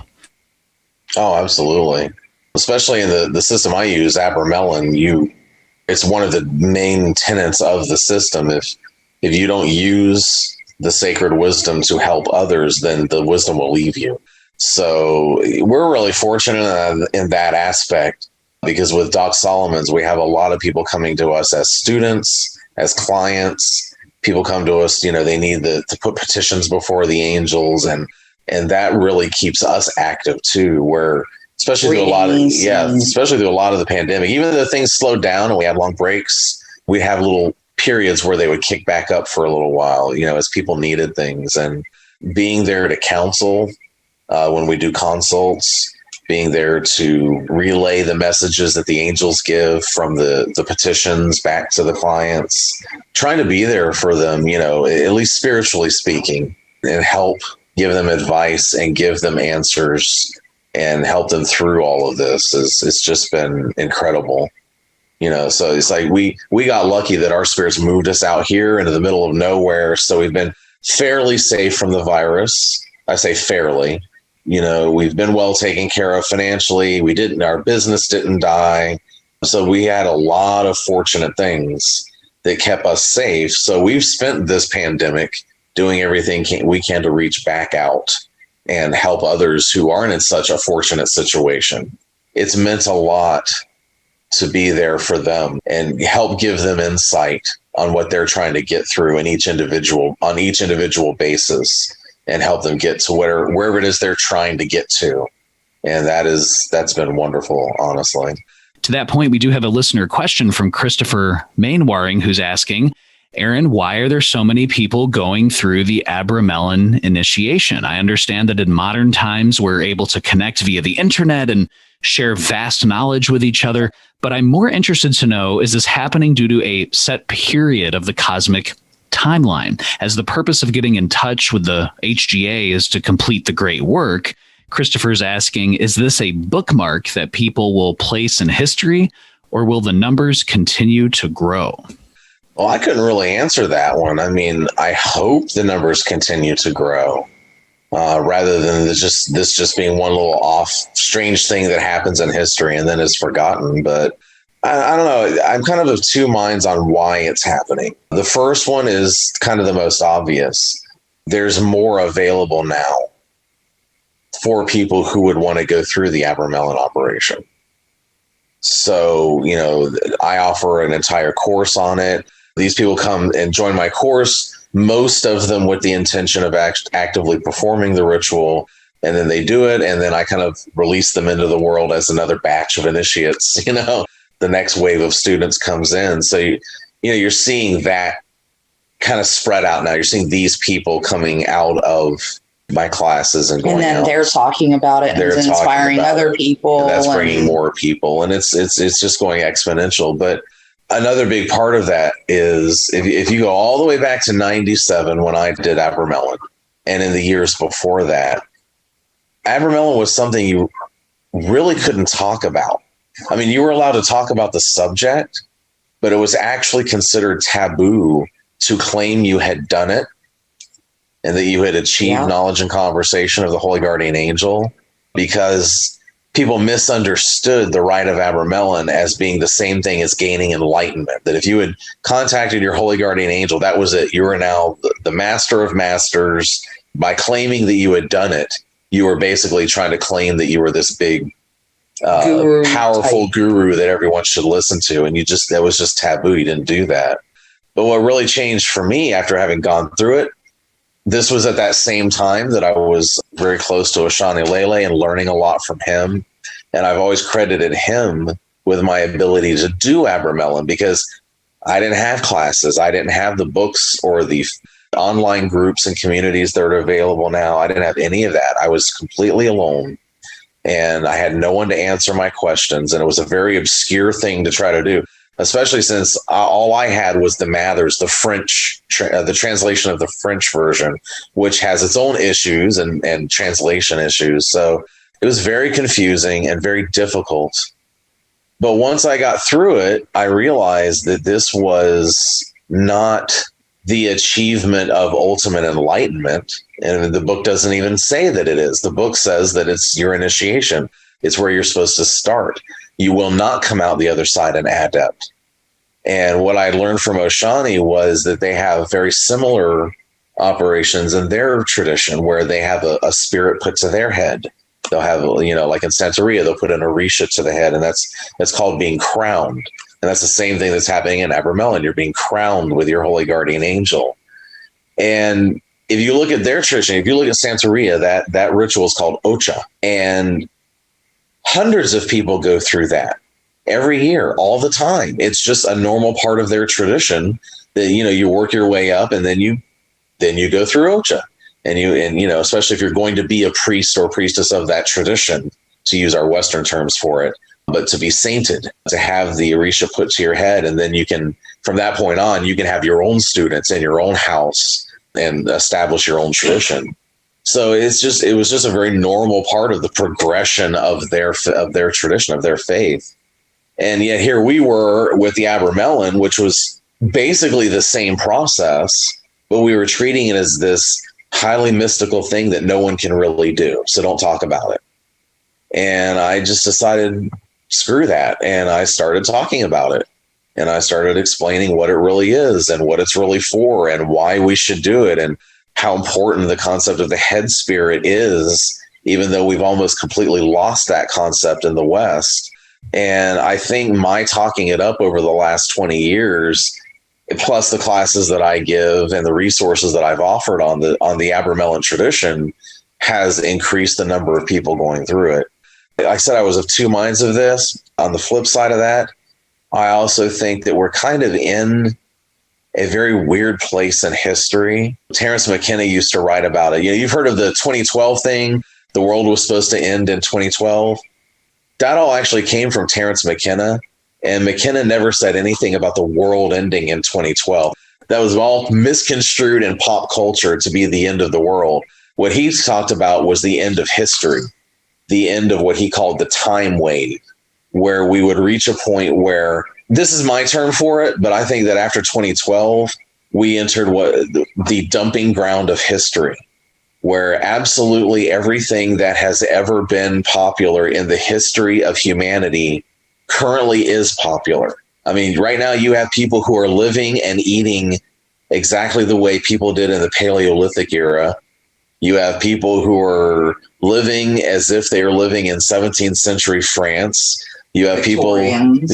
people who are living, steampunk Victorian lifestyles. You have people everything that's ever been popular is popular. So right now, this is just like a fountainhead of culture, of human history and culture that is just running rampant. And of course, with social media, ideas are just traveling around the globe instantaneously, and movements are spreading very fast, whether they're political movements or religious movements or social movements or pop culture movements.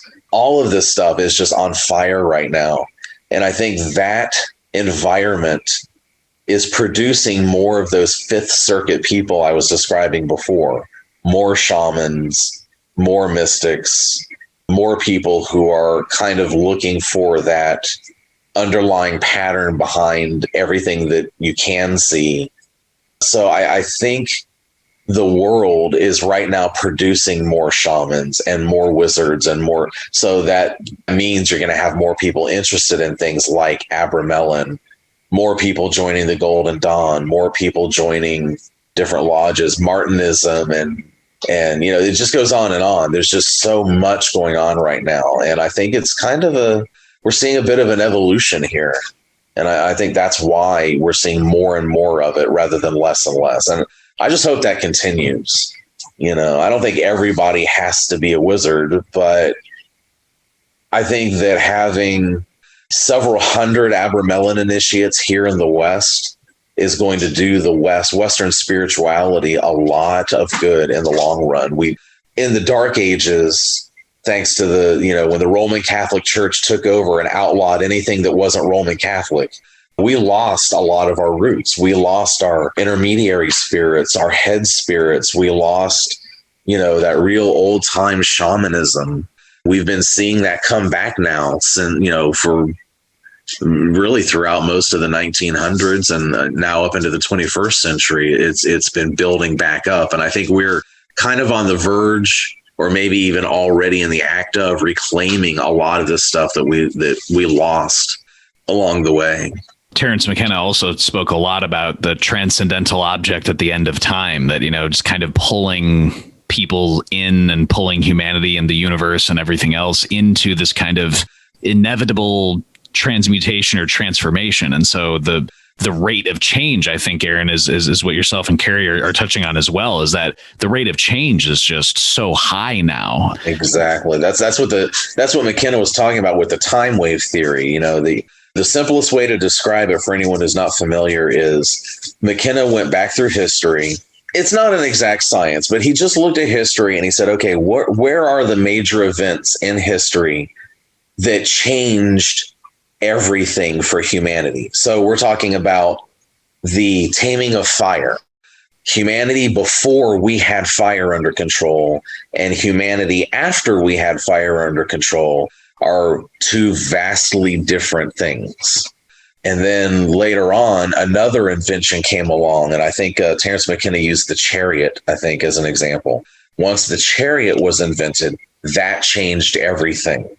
And empires began to spread across the world and culture began to spread across the world because of these chariots. So the world before chariots and after chariots, two very different things. The world before and after the mining of iron. So you just take these singular events that made massive changes. And what he noticed was that every time one of these events happens, it took half the time as the last one. So if there were 10,000 years between fire and the chariot, then there were only 5,000 years between the chariot and the printing press. And then the next massive thing that changed everything took half the time again, and then half again, and then half again. And according to his calculations, that graph was going to go vertical in 2012, which would mean that the entire world would be drastically changing every minute of every day. And I think that's where we are right now. That's where we are living right now. There's so much good material on this. If you ever get a chance, look up Alvin Toffler. He wrote Future Shock. He wrote The Third Wave. He wrote War and Anti-War. They're all outdated now because Toffler was a futurist describing what was going to happen up to about 2012. He never mentioned 2012, but he was talking about things that would happen like right after the turn of the century, leading up to the turn of the century. And he was an incredible futurist because he was writing this in the 70s and 80s, and he was dead on about everything that he predicted. But now we're past anything that he predicted. So we have moved past what futurists can envision, what psychics can predict, anything that we can project just by looking at the world around us right now. Everything is on fire and everything is moving around like atoms in a piece of uranium in a chain reaction that's about to go critical. So yeah, we're just in this constantly changing, constantly evolving world now. And that's difficult for human beings to live in. Our monkey brains are not designed for this. So it's causing a lot of panic and it's causing a lot of backlash. And this is what we're seeing in our politics. And that is future shock. And that's what Toffler called future shock. We are kind of going insane from the constant change. There's no ground to stand on. I bet if you're like us, you can never go home and visit the place you grew up because it's probably been completely torn down and rebuilt. Any woods you spent any time in as a kid probably have housing developments there. My grandparents' house is now a convenience store. My life literally became that old movie, Grosse Pointe Blank. I went home and my grandparents' house was a convenience store. Just everything now is changing. We don't have any foundation. There's nothing we can go back to and go, oh, this is a place I'm comfortable in because I remember it from my youth. That was actually one of the things that really excited me about coming back here. First time I came back up to Gilchrist County was about 2017.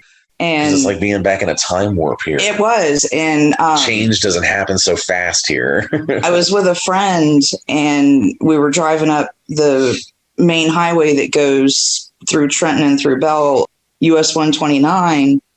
And as we were coming up the road, I'm going, oh my God, this looks just like, almost exactly like it did whenever I was about 4 or 5 years old. And it was just like, holy, and it was so nice. Yeah, we say that, and yet we're sitting here in that environment talking to you across a cell phone tower.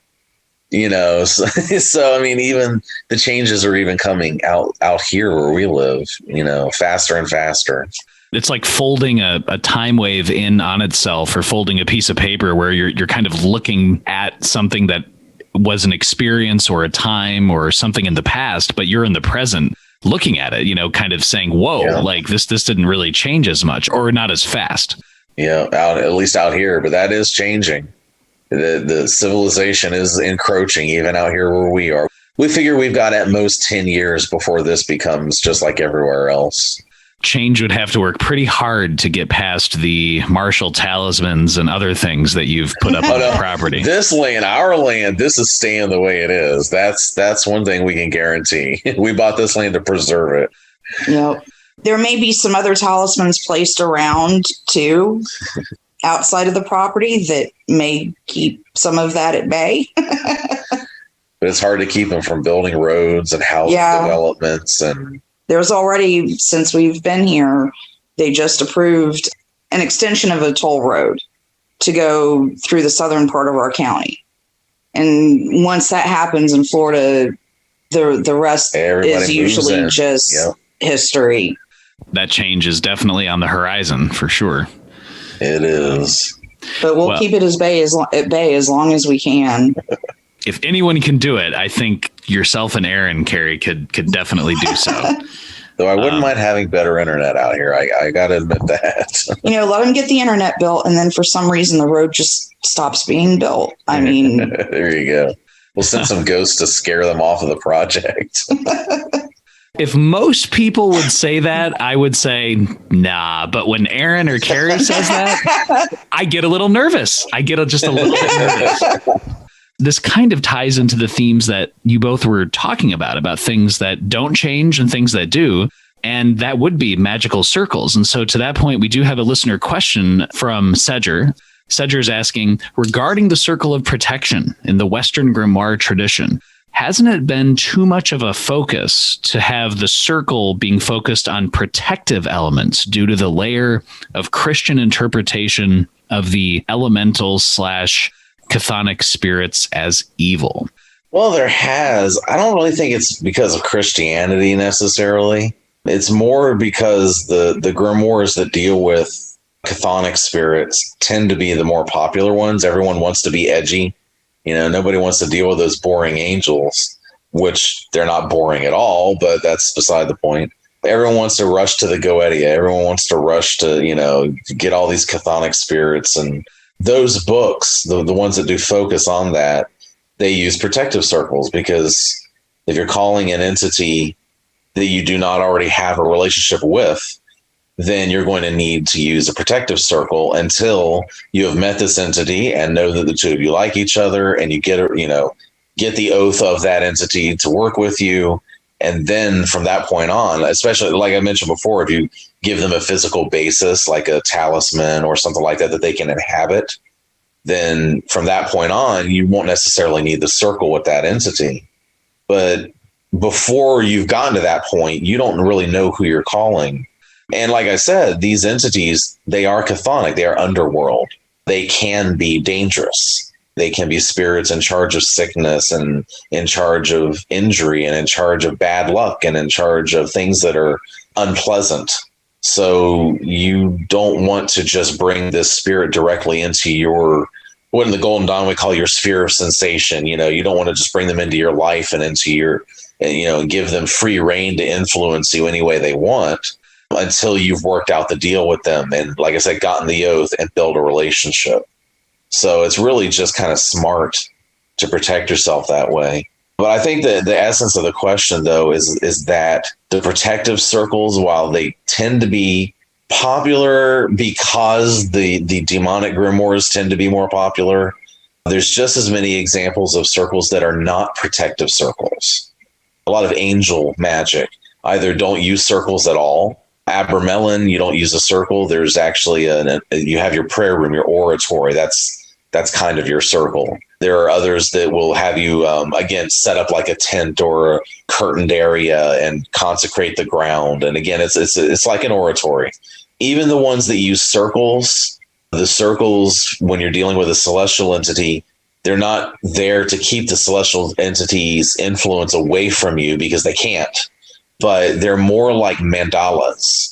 So, like, for example, if I'm going to work with the angel of the sun, I can draw out a circle and I can put divine and angelic names of the sun on that circle. And so I'm basically making a giant talisman to stand on.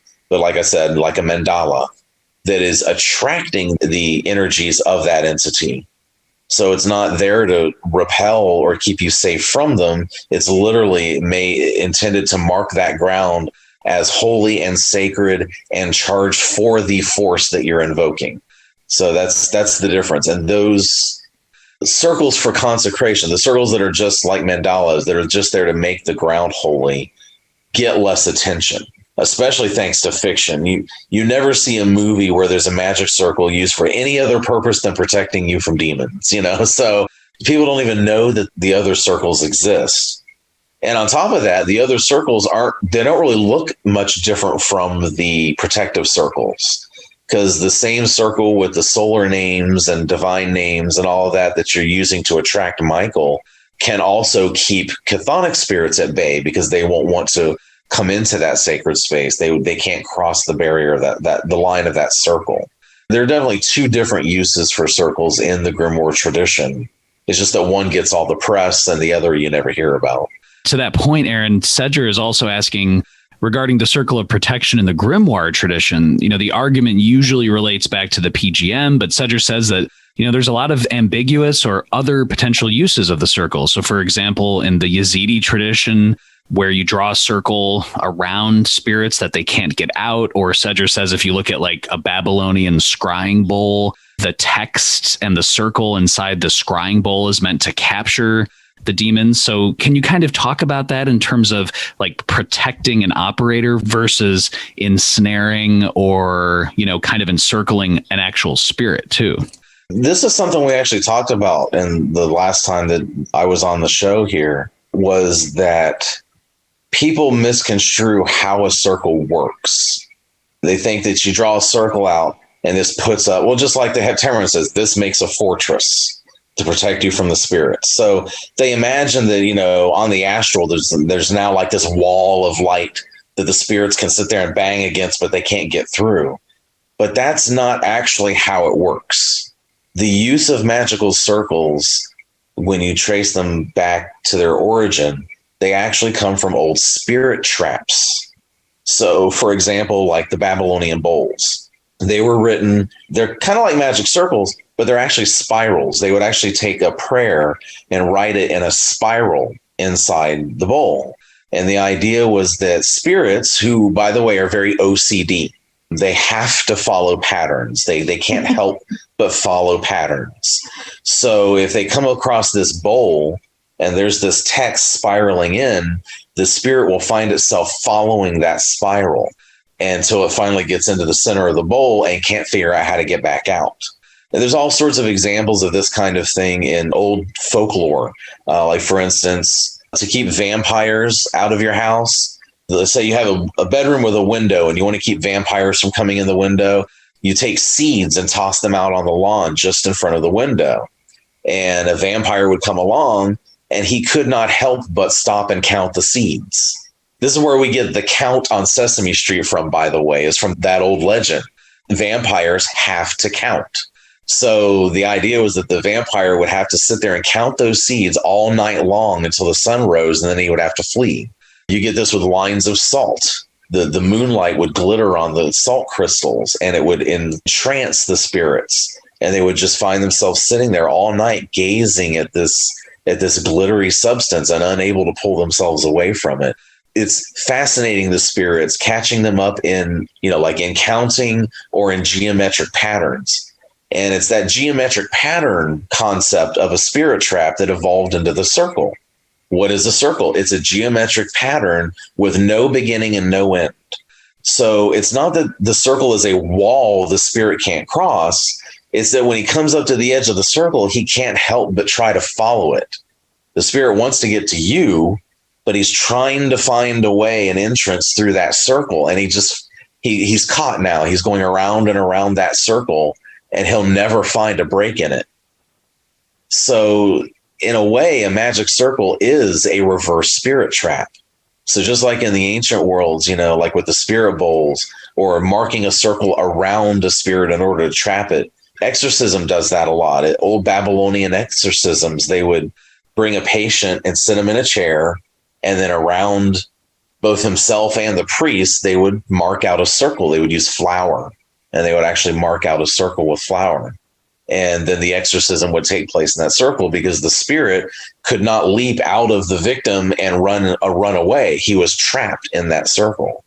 The way a circle works to protect you, it's the same thing. It's just kind of a reverse spirit trap. You're putting yourself in the circle so spirits can't find a way in to get to you. And a beautiful example of this is in the Greater Key of Solomon. And you probably know what I'm talking about.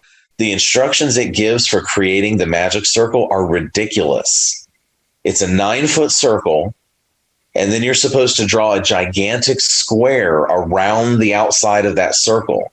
So the square is something like 18 feet across. And then you're supposed to draw a gigantic square around that square. And then at the points of that outer square, you have to put 4 more circles. So it's this really complex, very large geometric pattern with no entrance or exit. So the idea is that the spirits will come to the circle, but if they try to get to you, they'll get confused by all of these lines going in all these different directions, and none of them ultimately ever lead into you. It's kind of the reverse of the spirit bowls, where it was specifically a pattern to lead the spirit into the center. A magic circle will never show the spirit a way into the center. So it's the same technology, whether you're trying to keep them out or keep them in.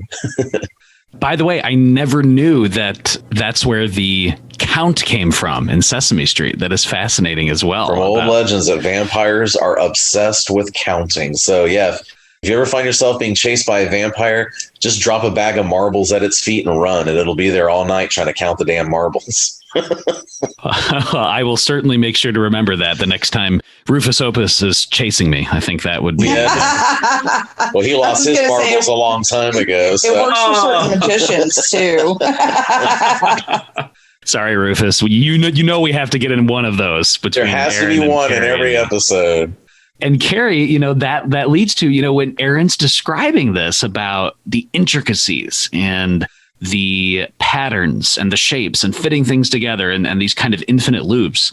This leads to a question we have from Lauren F., who's asking, Carrie, I love seeing pictures of how you make various materia magica. And Lauren is asking, can you, Carrie, share some quick tips or pointers on what to do or avoid when making a magical circle or when writing on parchment? Actually, I'll do the parchment one first. Definitely, if you're unfamiliar with calligraphy, if you're unfamiliar with ink, anything like that, obviously start on a scrap piece of paper. Also, if you're using any kind of homemade inks and such, you'll definitely want to test those out too. And you'll also definitely want to get a scrap piece of parchment, because parchment is a very different texture than paper. Yeah, make sure you get calligraphy parchment too. Yeah. Because there's different grades of parchment. Yeah, you need book parchment, calligraphy parchment. I think it's usually called book parchment. But anyhow, it's usually smooth on both sides, because if it's unprepared, the hair side of the skin is almost impossible to write on, just simply because of the texture and it's rough. So if you are going to use both sides, it is more expensive because they have to prepare both sides, but right. It's very nice. But if you only need one side of it, there is another grade that has nice calligraphy grade on one side, and then they leave the other side a little bit rougher. And as for the circles, lay everything out first. This is true for pretty much any project I work on, whether it's a 3-inch talisman or a 9, or actually my next circle is a 12-foot circle. That'll be my biggest one yet. But lay everything out first. And she marks everything with chalk. Yeah, do your measurements first. The 12-foot one that I'm fixing to start on, I actually went in our garage. It has a cement floor. I actually marked it out in chalk on the cement, just so I know that I'll have my proportions right, how big I need to make my letters, spacing, all of that. Yeah, we've seen people who try to just freehand circles without measuring everything first, and it never comes out right.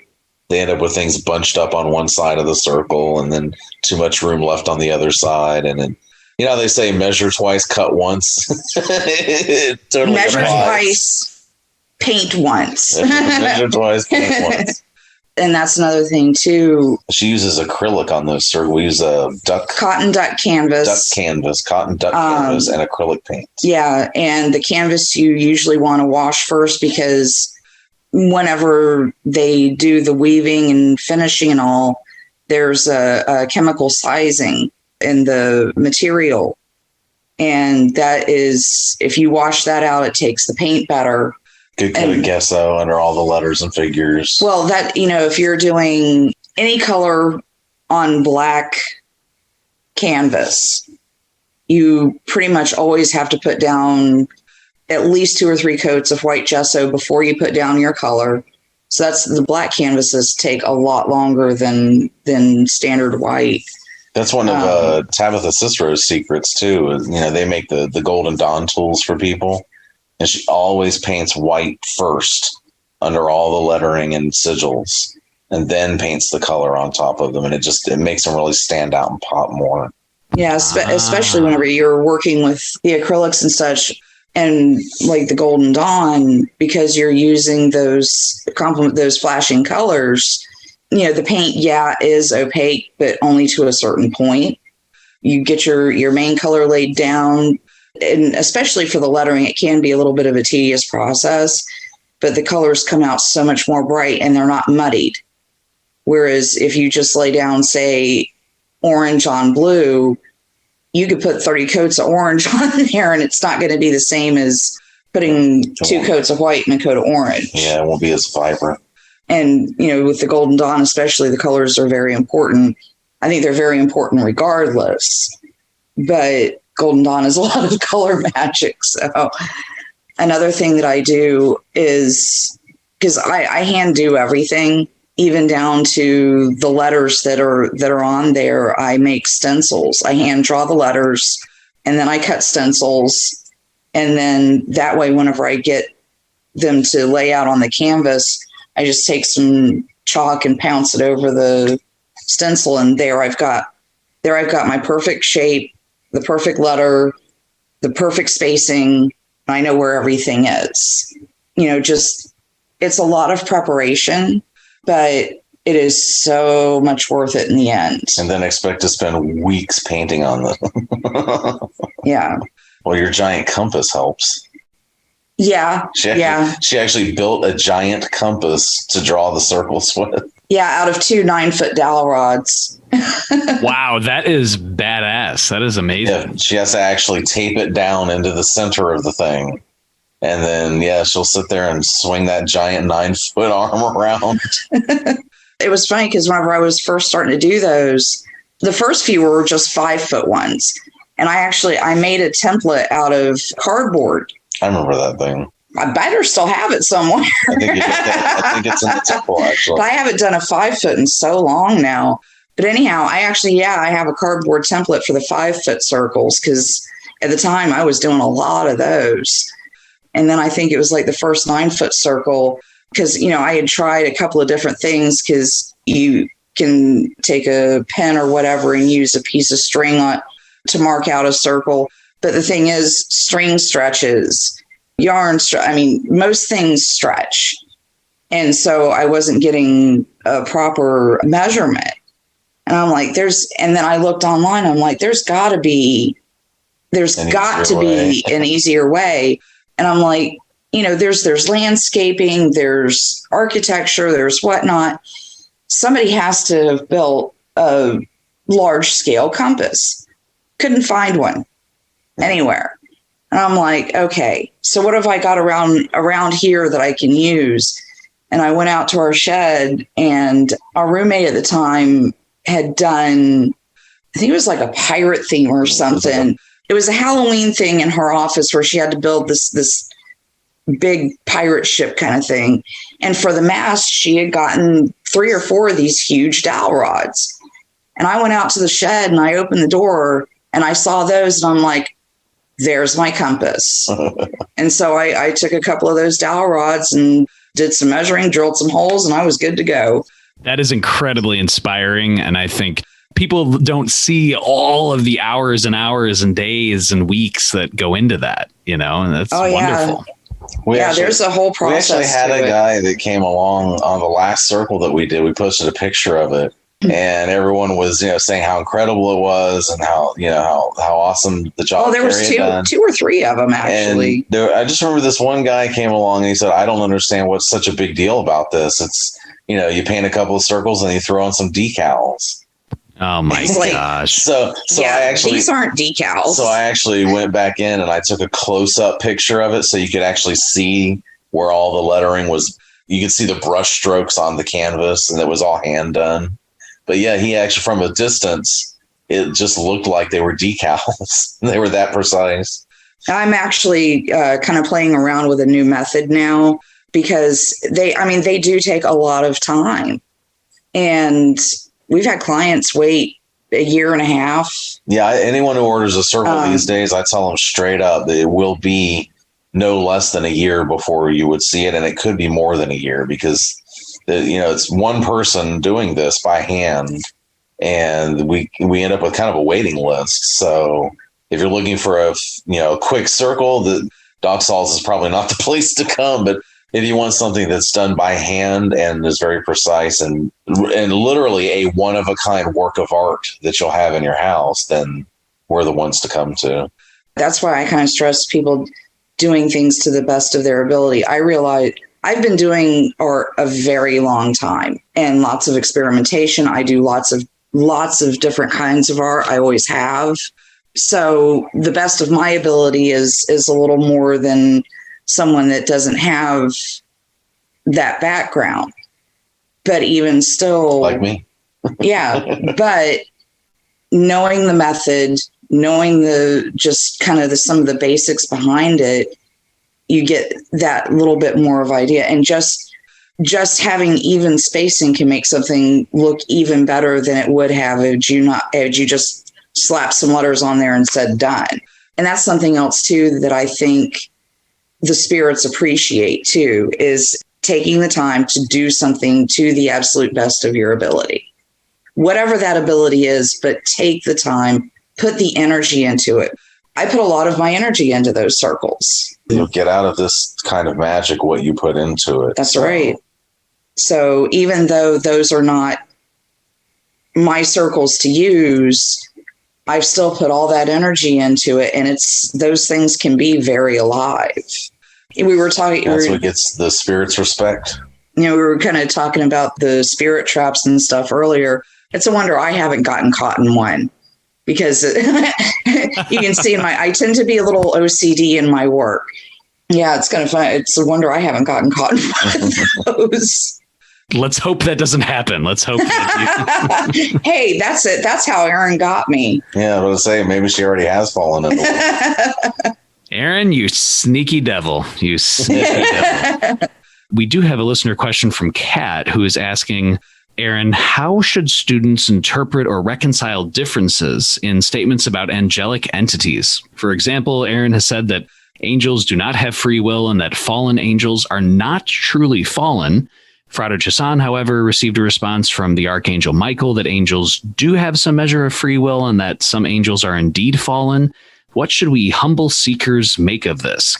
Well, first of all, I should clarify that I've never said that angels don't have free will. I mean, I guess you could get into the question of, does free will even really exist? But if we take it within the context of free will existing, like if you and I have free will, then they seem to as well. She may have been interpreting something that I might have been talking at some point about, their jurisdictions Angels have different things that they specialize in. And those are the jobs that God appointed them to do. So those are the jobs they're doing. I don't think that really means they have no free will. If angels had no free will, we wouldn't have the story of the Watchers, the angels who decided to disobey their orders and go and sleep with human women and that whole biblical tradition. So I don't think there's really any indication that angels lack free will necessarily. So that's not really my stance. To really get to the question, I don't want to go so much into, about the fallen angels and things. I have been told by the angels I work with that there is no such thing as a rebel angel, that nothing rebels against God. I mean, God says it exists. That's it. There is no if, and, or but. There is no devil who is the equal and opposite of God. There is nothing that opposes God. I mean, all of reality is a story being written, and God is the author. And how does a character from a story rise up off the page and attack the author? It's not possible. The angels I work with scoff at the idea of there being rebel angels, that there was some great war in heaven where Lucifer was trying to take God's throne, because that's just, to them, that's nonsensical. Everything in the universe is ordered the way the creator ordered it, and that's just all there is to it. So, but yeah, you'll see different answers come to different people. But you have to keep in mind that these guys, they don't have physical bodies. They're not, when you ask a question and it answers, it's not squeezing air out across vocal cords to vibrate the air and hit your eardrum, and then your eardrum interpret those vibrations as words. They communicate through what we would today call telepathy. They communicate directly from mind to mind. So whether it's an angel, a god, a spirit, it doesn't matter. If it's a spiritual entity and it is communicating with you, it is completely bound by what is in your head. So it cannot communicate anything to you that you don't have the language or the symbol set in your mind to interpret. So the way I explain it to people to make that make sense is, imagine that you are a quantum physicist.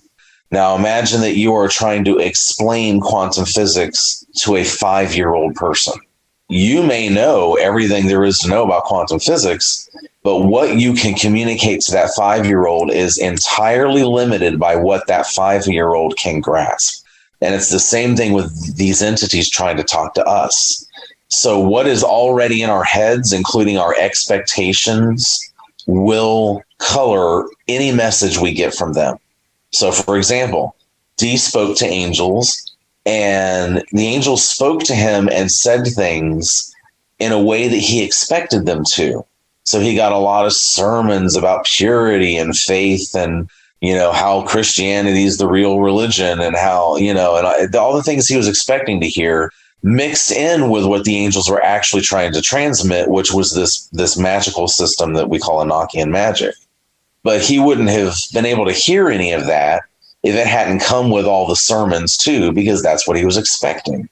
This is why, you can have like churches today where Jesus to this one church is this wrathful, angry entity, and Jesus to this church over here is an all-loving, all-kind, accepting peacemaker, because the people cannot interpret the messages they're getting in any way that their mind is not prepared to interpret them.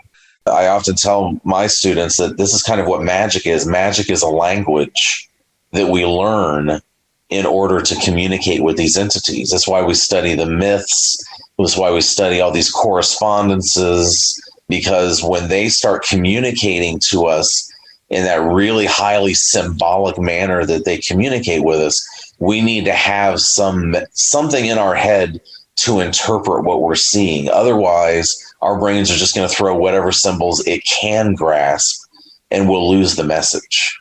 The felt presence of direct experience about, you can read something in a grimoire or whatnot, but it's when you actually engage directly with the entities that you can really start picking up information. You'll never get out of a book what you'll get from just directly talking to them. But, you yourself have to train. I spend so much time telling people that magic is not psychology. Magic is not a form of psychology. I do not adhere to the psychological model of magic, but that doesn't mean that psychology is not important. It doesn't mean that you should not know yourself. It doesn't mean that you should not understand how your mind works, how your brain works, that you understand that you live in a reality tunnel and there may be information outside of your reality tunnel that is trying to come to you, but you can't see or hear it because it's not inside your tunnel. This is why I recommend people read like things like Prometheus Rising by Robert Anton Wilson. Chapter 3 of my own book, Secrets of the Magical Grimoires, was based on that kind of thing. Being a psychonaut, exploring your consciousness, exploring how information and symbols are processed within your mind-brain matrix, if that makes sense.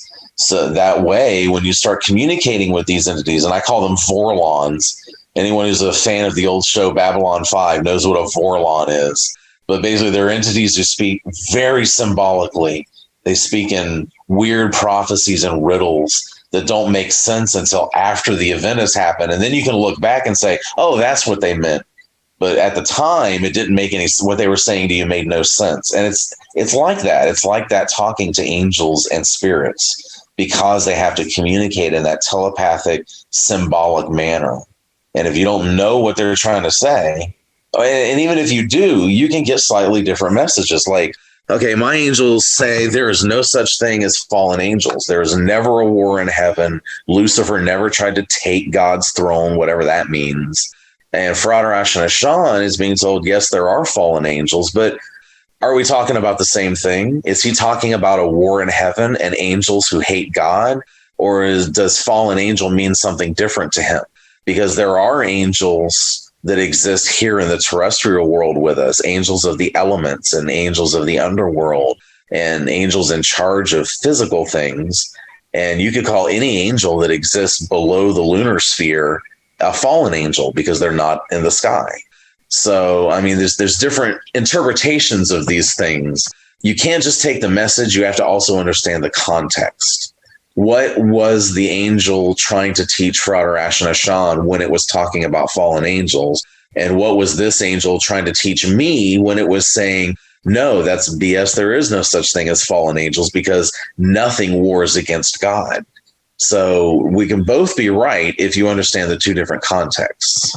This actually leads to another question about exploring visionary states. And it's kind of a heavy question from Jeff Smith, who's asking, what do you think of people who crucify themselves as dedicants in the Philippines during Semana Santa? It's halfway to necromancy, Jeff observes. Or how about flagellation and Christian sects to get one closer to the divine through pain or to achieve visionary states? I talk about a lot of that, I think, again, in chapter 3 of Secrets, because that's the chapter that's about mind-body interface and how our minds also interface with the spiritual as well. And if you go back through, way, way back in ancient tribal shamanism, there have been various methods used to generate visions, to generate the ecstatic state.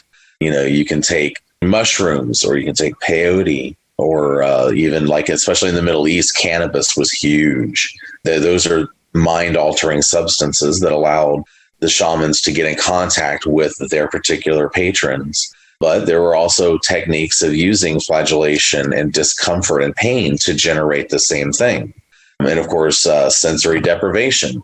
A hermit that goes out and shuts himself up in a cave for 40 days and 40 nights in order to generate visions, he's using sensory deprivation. These are just all different methods of gaining the ecstatic state, of gaining the visionary state. I acknowledge them. It's not really something I want to use. I would rather use something like cannabis or, something rather than, hitting myself in the back with a chain over and over for the same purpose. I do have to give one caveat, though. I think if I had the opportunity, and I probably never will, but if I ever had the opportunity to go down to South America and be crucified the way they do, I'd probably do it. That's got to be one hell of an intense experience. Oh, I cannot even imagine. Yeah. Not everybody gets like a visionary state from painful things or from discomfort. So I think different methods are also better for different people. Yeah. I was going to go somewhere else with that. I can't remember where I was going to go. There's an old example, and I think I bring it up in Secrets too when I'm talking about these old shamanic methods. If you look in the Bible, I'm going to say Jacob, because it was the vision of Jacob's ladder. So Jacob wanted to generate a vision. And it says this in the Bible, he slept with his head on a rock. Why would you sleep with your head on a rock? And the point is, the rock is going to be very painful and uncomfortable the longer you lay there. And what that's probably going to do, and I have some experience with this because I've worked overnights for so long. Yeah. I know what it's like to really, really want to sleep, but not being able to. And I've done that a few times too. If you do that long enough, you'll end up getting into this in-between dreaming and waking state. It's a very hypnagogic state.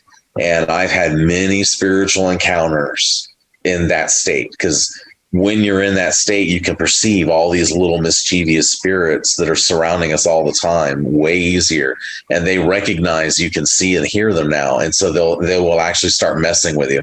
And I think that's exactly what Jacob was doing, but not with little mischievous spirits. He was actually trying to envision the heavens. And so he had this half asleep, half awake kind of dream that was forced on him by being uncomfortable and unable to actually fall into a deep REM sleep while he was laying with his head on that rock. And so, boom, Jacob's ladder, and he saw the angels going up and down the ladder of heaven. So these are really old techniques. Sleep deprivation like that is an old technique. You can consider like a scrying technique, but it's not one that you want to use very often because it's not exactly healthy.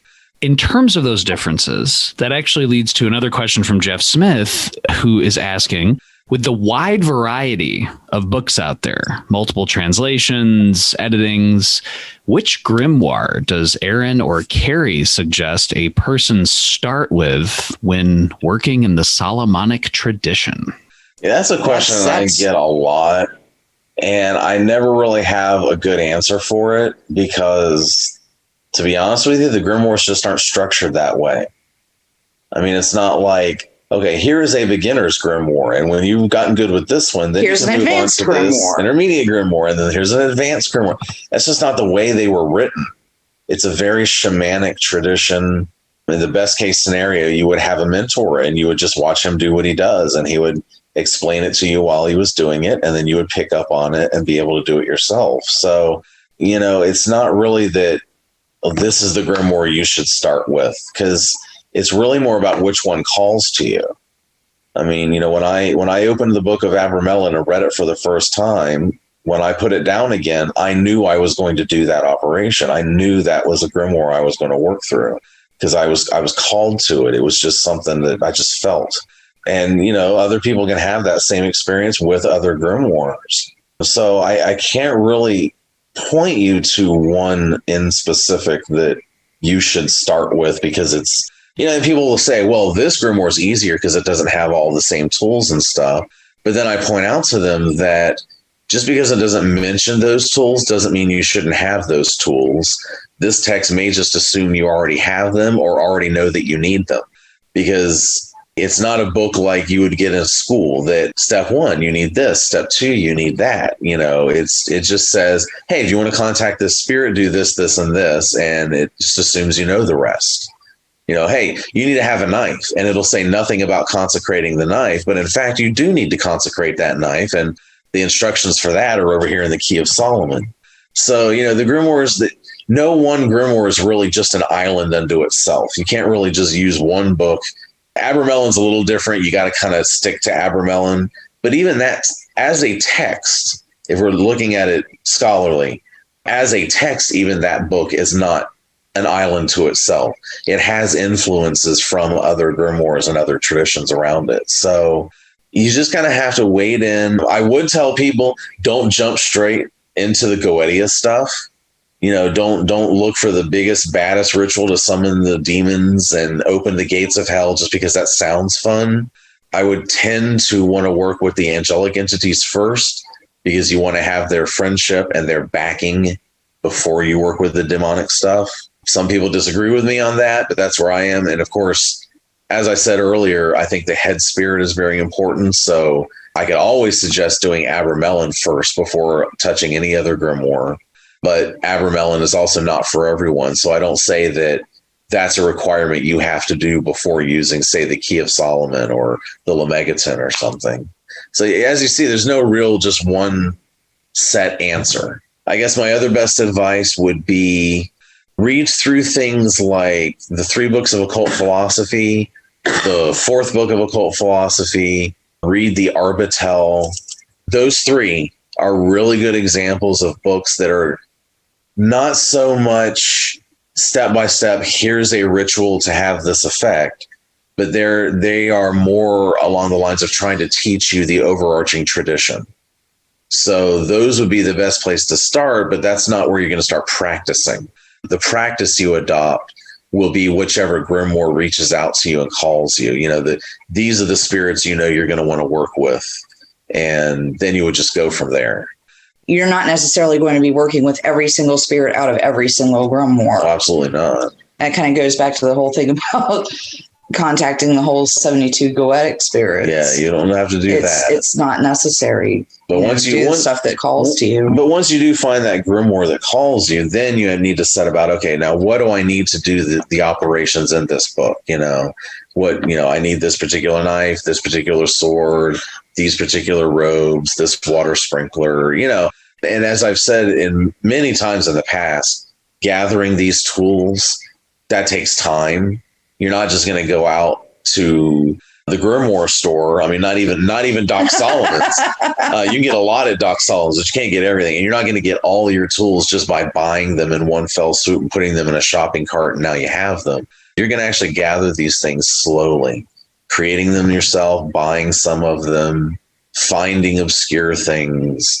And that's part of the quest. I was about to, and by the time you have all of these tools gathered together and consecrated and ready to go, you will already know a lot more about how to proceed to the next step of making that first contact with the entities, whether it's the Olympic spirits from the Arbitel, whether you're going to try to mess with the Merkava angels from the Enochian system, which is probably not a really good place to start. If you're going to try Abermelin, if you're going to work through the Lemegeton, that's just all which spirits call you. The spirits that want to work with you will call you to their side of their particular spot on the playground. And then you want to focus on them and not try to, like Carrie said, and like I said before, you're not there to summon every spirit in the book. You just want to make contact with these spirits that want to work with you and then let them guide you from there.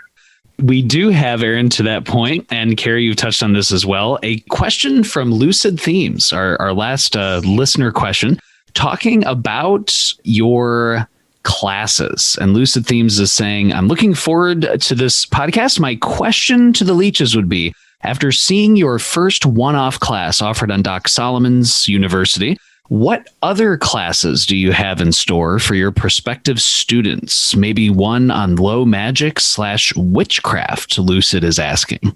We do plan to offer more one-off classes, but I don't think we have anything really planned out yet on what direction we're going to go with it. But because we're very often doing workshops at the various pagan festivals, I've got a whole directory full of these lectures and one-offs that I'm going to go through and see which ones are suitable for making classes that I can put online. I do have some plans. It's a little kind of off the beaten path because most of what I do publicly is the Solomonic thing. As you pointed out, I'm also a member of the Golden Dawn. I practice their Hermetic system as well. And I do have a series of in-person classes that I taught for several years before we moved out here, just on Golden Dawn style Hermetic magic. I'm thinking of finding a way of converting those into online classes. Some things will have to be cut because it was a very hands-on course, but I wouldn't mind offering these Hermetic classes as well. So that's something that we can probably look forward to. And like I said, I'm still looking through just general things like the low magic concept. That's kind of covered in my Solomonic classes, but I could make a single class out of like the candle offerings and stuff that we do and just really basic witchcrafty type stuff. It's kind of wide open right now. It's kind of wide open where we're going to go with that. Yeah, and there's more is coming. I can promise you that.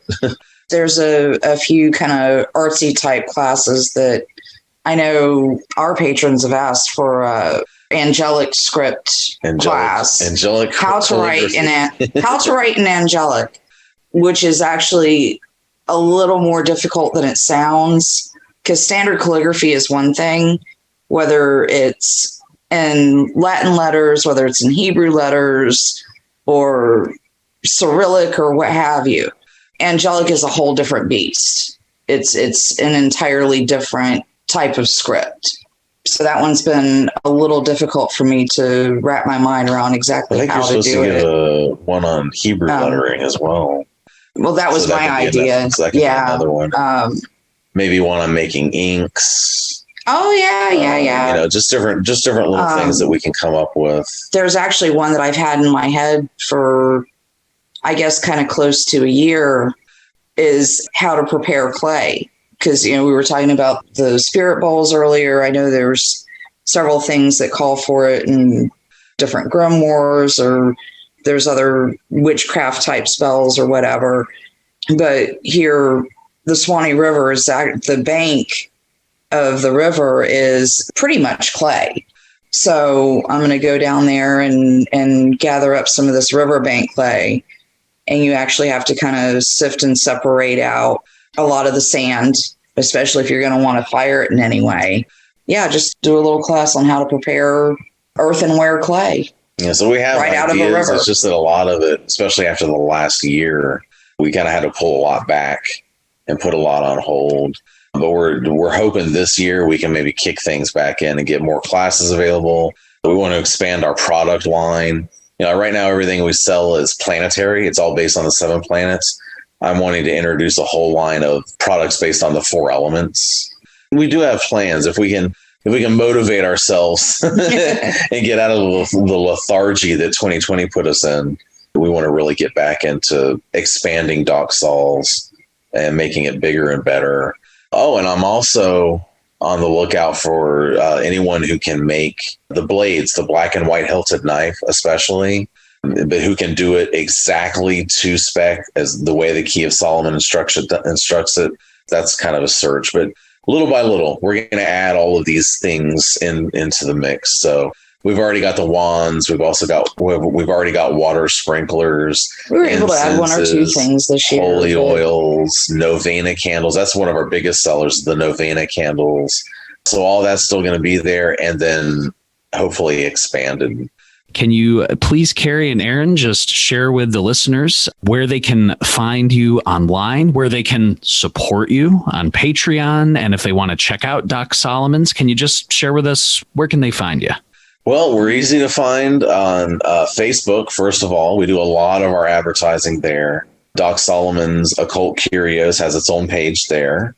Of course, you can go to docsolomons.com/WP. That'll take you to our store. You'll find all the classes and everything, all the different products we offer and everything there. We're also partnered in with some other people that make oils for us and do talisman work for us and some various and sundries. So either on the website or on Facebook are very easy ways to contact us, get coupon codes from our Facebook page. I have a YouTube channel. It's also Doc Solomon's. So you can find us on YouTube. What I do on my YouTube channel is I will record a video. Usually my Patreon patrons. So you can find us on Patreon too. Yeah, we'll ask for something specific and I'll talk about it. And they get it first, and then I put it on YouTube. So if you go to any of those YouTube videos, I have a link to the Patreon page. And if you want to become a sponsor and help support everything that we do around here, you can join us there. And then you get to have a say on what I talk about, what subjects I cover, and you get the videos early, about a month earlier than everyone else gets them before they go live on YouTube. Between the website, Facebook, and Patreon, and the YouTube channel, those are your 4 best places to find us. I think you have an Instagram account, but you don't really go on there. Yeah, Doc Solomon. We're old people. We don't do Insta. I'm going to try to get better at using the Instagram this year as well. The Insta. But yeah, we're kids. Old, so we're on Facebook. We want all the kids to get off our lawn. Well, they better get off the lawn or they're going to get run over by a cow or hit a talisman or something. So until they come with the pagan festivals, then they can be on our lawn. Literally on our front lawn, because our house is at the back of the property. So we'll have all these people all over our front lawn. Is there anything else that we haven't touched on yet that you'd like to share about, or any other parting words that you'd like to leave with the listeners today? Just come visit us, come support us, keep us doing the work, because that's what we're here for. As we've mentioned throughout this, we've not just products, but classes, consults, tarot readings, archangel petitions. We do everything we can to serve the community. And we also make sure that it's all very affordable. We don't charge hundreds of dollars for anything. I think the only thing we charge hundreds of dollars for would be the circles and evocation work. And Michael talismans, because they're gold. And depending on what you want your talismans made of. But we keep all of our prices really reasonable, because it really is about helping and expanding the community. Any of you guys who want to come visit us at any of those places, or even here at Solomon Springs, once the pandemic is finally over and we can actually have events here, it's going to be really wonderful. Definitely keep an eye out for things are always changing and developing, so you never know what's gonna happen around Solomon Springs. So. Yeah, Solomon Springs has its own Facebook page as well, if you want to find us over there. Authors, teachers, artists, magicians, Solomonic power couple, Aaron and Carrie Leitch. Aaron and Carrie, thank you so much, as always, just for taking the time and stopping back on the podcast today. Thank you. Thanks, Alex. It's always a pleasure and an honor to be on your show. Absolutely. This is the best show of its kind, so it's always great to be here. Listeners and patrons, I hope you enjoyed that chat with Aaron and Carrie as much as I did. You can really feel how they both work together so well, and I especially enjoyed their urging all of us to always put in the effort.